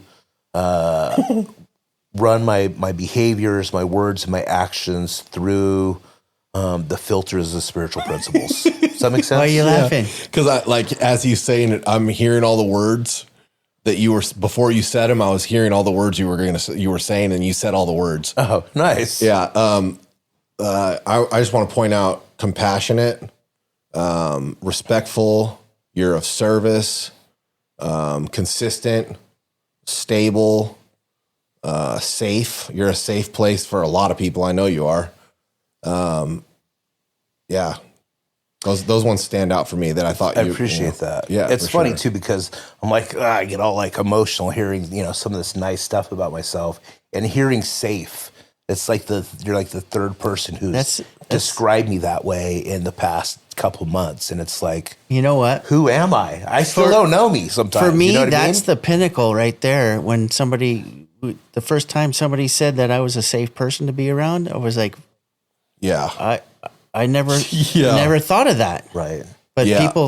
people actually think that. Well, we were talking earlier about like being afraid, like you're talking about locking your doors because you're afraid of hurting someone. Yeah. Yeah. You know what I mean? And then in recovery, we learn to become responsible for our behavior. And I'm sure you don't want to do harm to other people. Yeah. And so again, like, how do we not be of harm to? Well, we don't do this. We practice other spiritual principles. And now because of that, the byproduct is by proxy. evidently I'm a safe person, you know? Yeah. Yeah. Well, it's the same for me. It was like my first year or two in the program was like I had a lot of racism and homophobia, and then when somebody asked me to sponsor them years later that didn't have the same skin color as me or was gay, I was like, me? They go, yeah, I trust you. Like, fuck. This is amazing. This actually works. It's like the first time I'd ever like Recovery became actually happens. full picture. Yeah. I had a convict, like straight convict. One day, he's like, "Man, when I'm around you, I feel safe." And I was like, "What?" Like, wow. Okay, I didn't react that way externally, but in my head, I was like, "What the fuck is happening right now?" Because he doesn't portray that he's like that's something he would even think about looking for, Right. You know, like that's not. And It's pretty cool Isn't though. what don't we all want that? yeah, Whether we're, can articulate Safe. it or not, you know? Yeah. Safe and loved. yeah. You were talking earlier about those trauma responses like coming up, and I think that we all have those survival skills always just below the surface, but I think, and they will raise their ugly head at any time, you know what I mean? I'm prone to reacting at any given time, but I think the the longer and the more conscientious we are about continuing to apply the spiritual principles, like the more that stuff gets displaced, you know? But I know, again, that I'm prone to self-centeredness, and that if I'm not continuing to work this program, like the more likely that those things are going to start to surface. It's a trip how just, I mean, the difference between like participating in recovery and then making recovery a lifestyle way of life. Yeah. And then just the daily application of spiritual principles, like constantly being immersed in a community of people that are always trying to be better versions of themselves and holding each other accountable. We just transform into this version of existence that these are the things that we do. This is how we live. And it just changes whether we like it or not. Like safe isn't what you weren't trying to, I wasn't trying to be a safe person. Right. That's not what I didn't come into recovery like, I'm going to be safe for somebody. You know what I mean? It was like, I'm just trying not to go back to prison again. It wasn't on your list of goals. Yeah. I don't want to go back to prison. And then all of a sudden, like, all of these other versions of myself start showing up in all these different ways that I'm able to, be of service and show up for the community that I'm a part of. It's crazy how we all just kind of find our spot, and it's a trip. If we made a list of things we wanted when we first got clean, we'd be cheating ourselves, right? Yeah. Sure. None of my life, I didn't see any of it before, like none of it. There's nothing that I have today that I could see when I was trying to figure out how to not go back to prison. Right. Nothing. Yeah, that's most of our highest aspiration was to be free from that kind of unmanageability. Yeah. Same thing for me. I just didn't want to go back to prison anymore. Yeah. Maybe it could be an okay dad. And I think I literally listed like I just want a normal life, and then like I look back, like what does a normal life look like? A house, with the kids and the car and a job. I'm like, I had all that shit. It wasn't enough. It wasn't good enough, you know what I mean? And now I got, whatever, safe place to live and okay car and a good job. And like, that's not even the stuff that matters anymore. You know what I mean? As far as like the value of what I've gotten out of this program, it's the relationships, it's the friendships like you and getting to know you and people calling me safe and being able to be that for someone else. You know what I mean? Like have that kind of like value in the world and other people's lives, and what a beautiful place that we have. We totally, like you said, we're all sick people, so we all can provide that opportunity for each other, Yeah. I truly believe we always underestimate ourselves. And it's always a constant thing just because of the addict personality or the addict thought process. Sure. Like I think our lens for a view of ourselves is tough to see through sometimes. I think my perception myself is usually running behind where I'm really at. Like when you're working the steps, that's totally. That's kind of like the steps are starting to manifest before you get to them. Like you start seeing the defects when you're at 4 before you're at 6. You know what I mean? So by the time you get to 6, they're real obvious. Like stuff's working itself ahead of time. And I think like there's a lag. Yeah, there's a lag for me on my self-perception of where I'm really at, know? I think that came apparent for me. I don't remember how many years I had clean, probably like 10 or so. And Jen and I were married, and we were renting a house, and she goes, "Why don't we try buying this house?" And I was like, "Oh, honey, that's cute. Addicts don't get to buy houses." That was still removed from reality. Yeah, totally. Like, which is silly. We can never buy a house. We're drug addicts. And she goes, "Why don't we just try?" Fucking bought a house. Like, I didn't know that could happen. Yeah, it really is a beautiful thing when they do line up. The timing, though, like when you're right in the middle of going through something and you do get a clear, like your presence and where you are, like they line up together, like you're, for me, integrated, man, it's such a good feeling. It's one of the best feelings I get today is like, I'm going through something and the true version of myself gets to show up and I see the work that I've done and I see the awareness and I'm able to identify what's going on and move through it in the way that I've been taught. And like, and through whether it's through experience and pain or somebody else pointing something out to me and I'm able to correlate that to what I'm going through and like everything lines up at the same time. But I think you're right in like most of the time I'm behind. Right. I can't see where I'm living pretty, everything's going well, but in my head, if I'm back here, you know, but every once in a while I can get out of here, get out of my fucking noggin, and I'll be in gratitude and like, I think it's the last year, 10 years clean. I finally like, I don't have to identify as an asshole anymore. No. You know what I mean? Like, I still had that self view of like being like angry and an asshole and did, you know, all these negative self talk and like, you're not really into those things. Like, you know, like, that stuff's all I in started your to realize head, I was lovable at some point, you know what I mean? But then still was like, you guys love me anyway, even though I am this. I'm like, I don't really do a bunch of, you know, and there's probably people out there who will beg to differ, but for the most part, I don't do a bunch of asshole-ish or dickhead stuff, you know? And it's not how I'm trying to show up in the world anymore. Kev, you see the part where you're talking like negative, and that's the belief system in your head. And then you talked about like compassion, you know, and lovable, and that's in your heart. It's my heart. So the difference is that 2 foot drop. So, you know, if we remember to get out of our head, Josh will call me and he goes, I've been thinking about this. And I go, run, fucking run, get out of there. Josh be thinking some stuff too. Yeah. Is that true? Oh, dude, yeah. That's so true. He's got 2 foot drop. 2 foot drop. Yep. Yeah, that's good All right. stuff, man. So I appreciate you guys. yeah, Tell us a story. yeah, this is it. We want Story that- time? Yeah, Yeah, story time. you know, Good one or God. two stories. Give us a fun story, fucked up, horrible, good, bad, just something that stands out, like something where you're like, this is a crazy thing that I went through. I want to hear that story. Yeah, at any, you know, whatever you want to share, but the juicier the better. I really, juicier the better. Yeah. Brian always liked the long nipple story, but I don't think I'm going to go there. I talked about a little bit, just the outside of that 1 month East Coast run. That was pretty crazy, but I think I'm going to go back to the first good heroin run in the early 90s.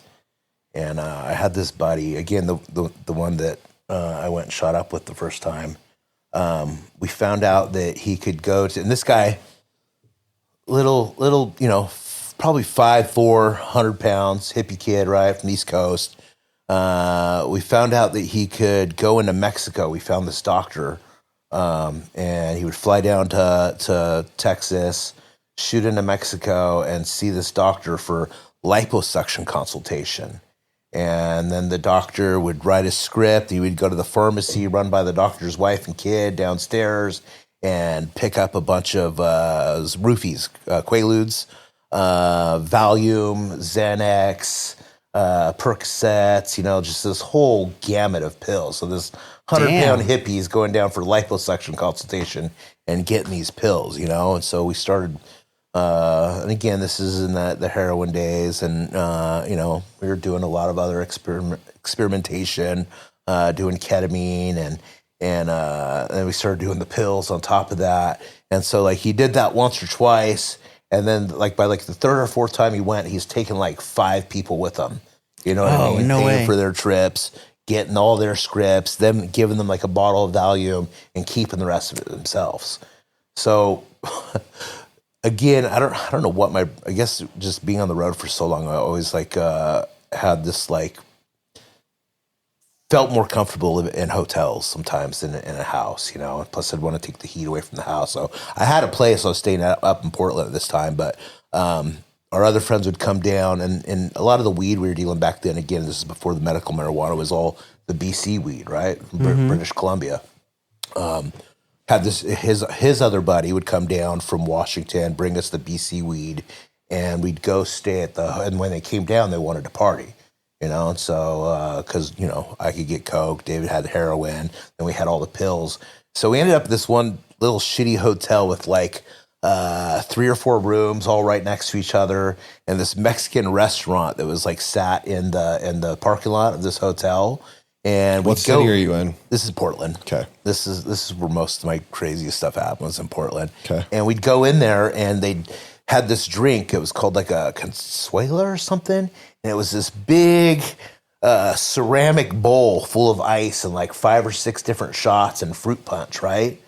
And we started playing this game where it would be like we'd throw pills in each other's bowl and then chase it down with the straw. You know what I mean? So we're already all on heroin, snorting ketamine, and then throwing Valiums and Xanax in each other's like big bowl of alcohol and sucking it down with the straw. And I think we ate there.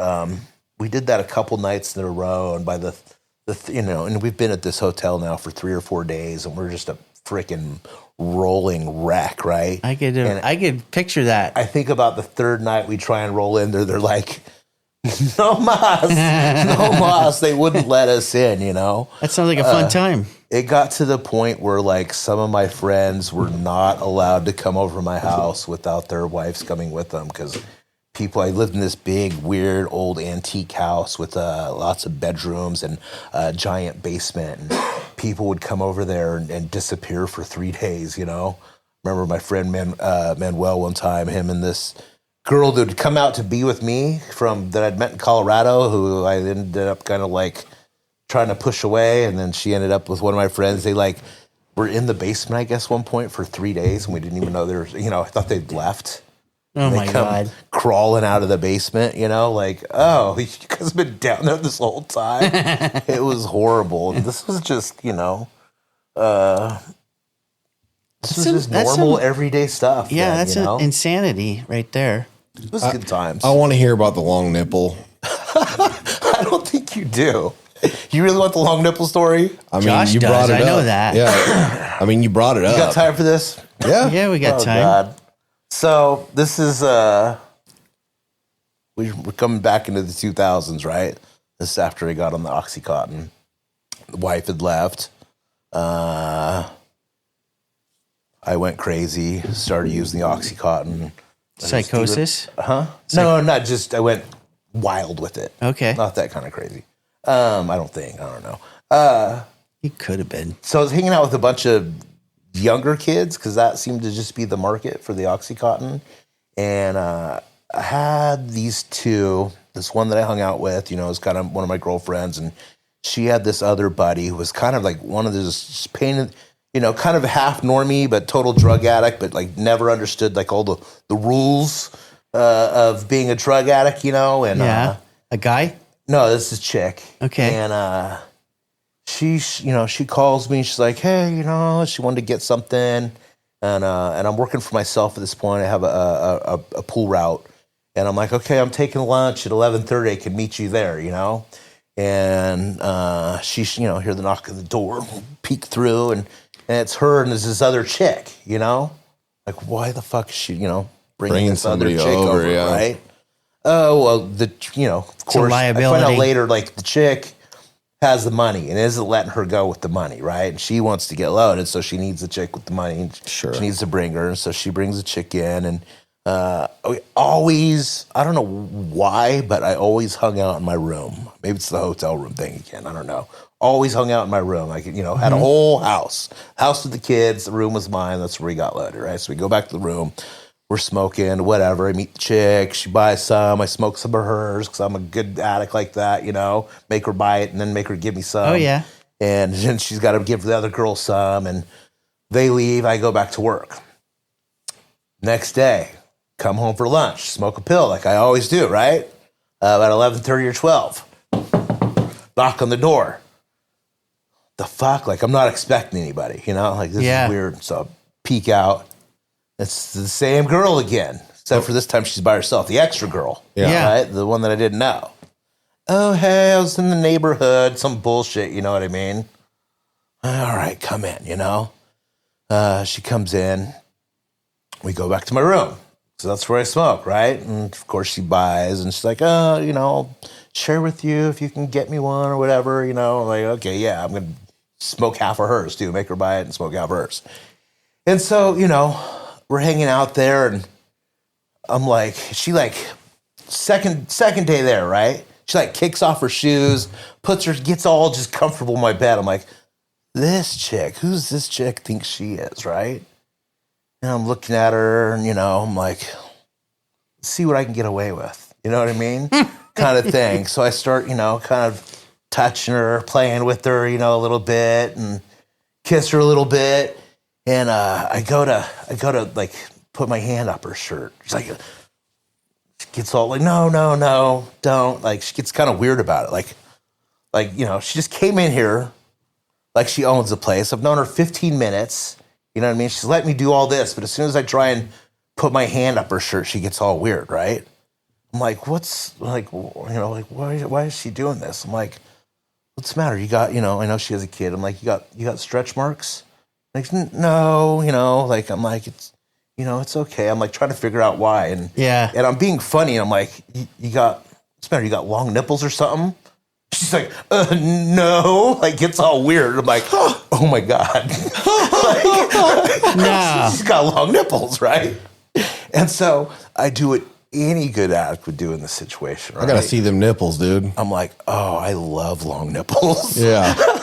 Lie right to her face about this, right? You guys are high as a kite. High as a kite, yeah. Yeah. Anyway, that's kind of the funny part. Me lying and being like, oh, I love long nipples. Just to see him. Just to see them, yeah. How long were they? Holy shit, I dude. can get it through my hand and come out the other side of my fist. What? Yep. So, Yeah, stretch. Dude, that's a finger. Yep. So that became like my daily thing, right? Like She'd come over? She would come over and meet me every day during lunch. Smoke a pill, bang. We'd both go back to work, right? Wow. Oh, I love long nipples. I love long nipples. So one day we're, doing our thing. I can see why you didn't want to tell that story. It's a good story, It dude. gets worse. Oh, yeah, here we go. One day No. we're doing our thing, right? We're hanging out. She's on top. And I'm, I go to like suck on the long nipples. And then I catch myself and I'm doing the full neck movement, right? On this thing. And I'm like, oh God, I have this like homophobic moment of like, well, I'm sucking on these going down on these long nipples. And I think I gagged, and that was kind of the end of that whole thing. Oh, That's crazy. yeah. That is a crazy story. Yeah. dude. You're sad I told it, huh? No, I'm That not. was good, I dude. regret it a little bit, but Now, good. anytime Josh goes, hey, Kevin out in Chico, and I'm going to think to myself, long Long nipple nipples? Kevin. long yeah. nipple. Yeah, It's, great. it's never going to get out of my head. Great.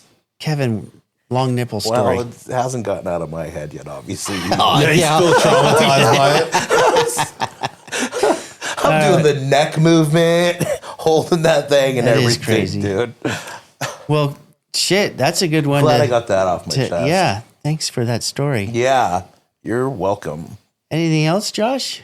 No, not that I think we did great. I think we're probably ready to wrap it up. We got that meat on the smoker too. Yep.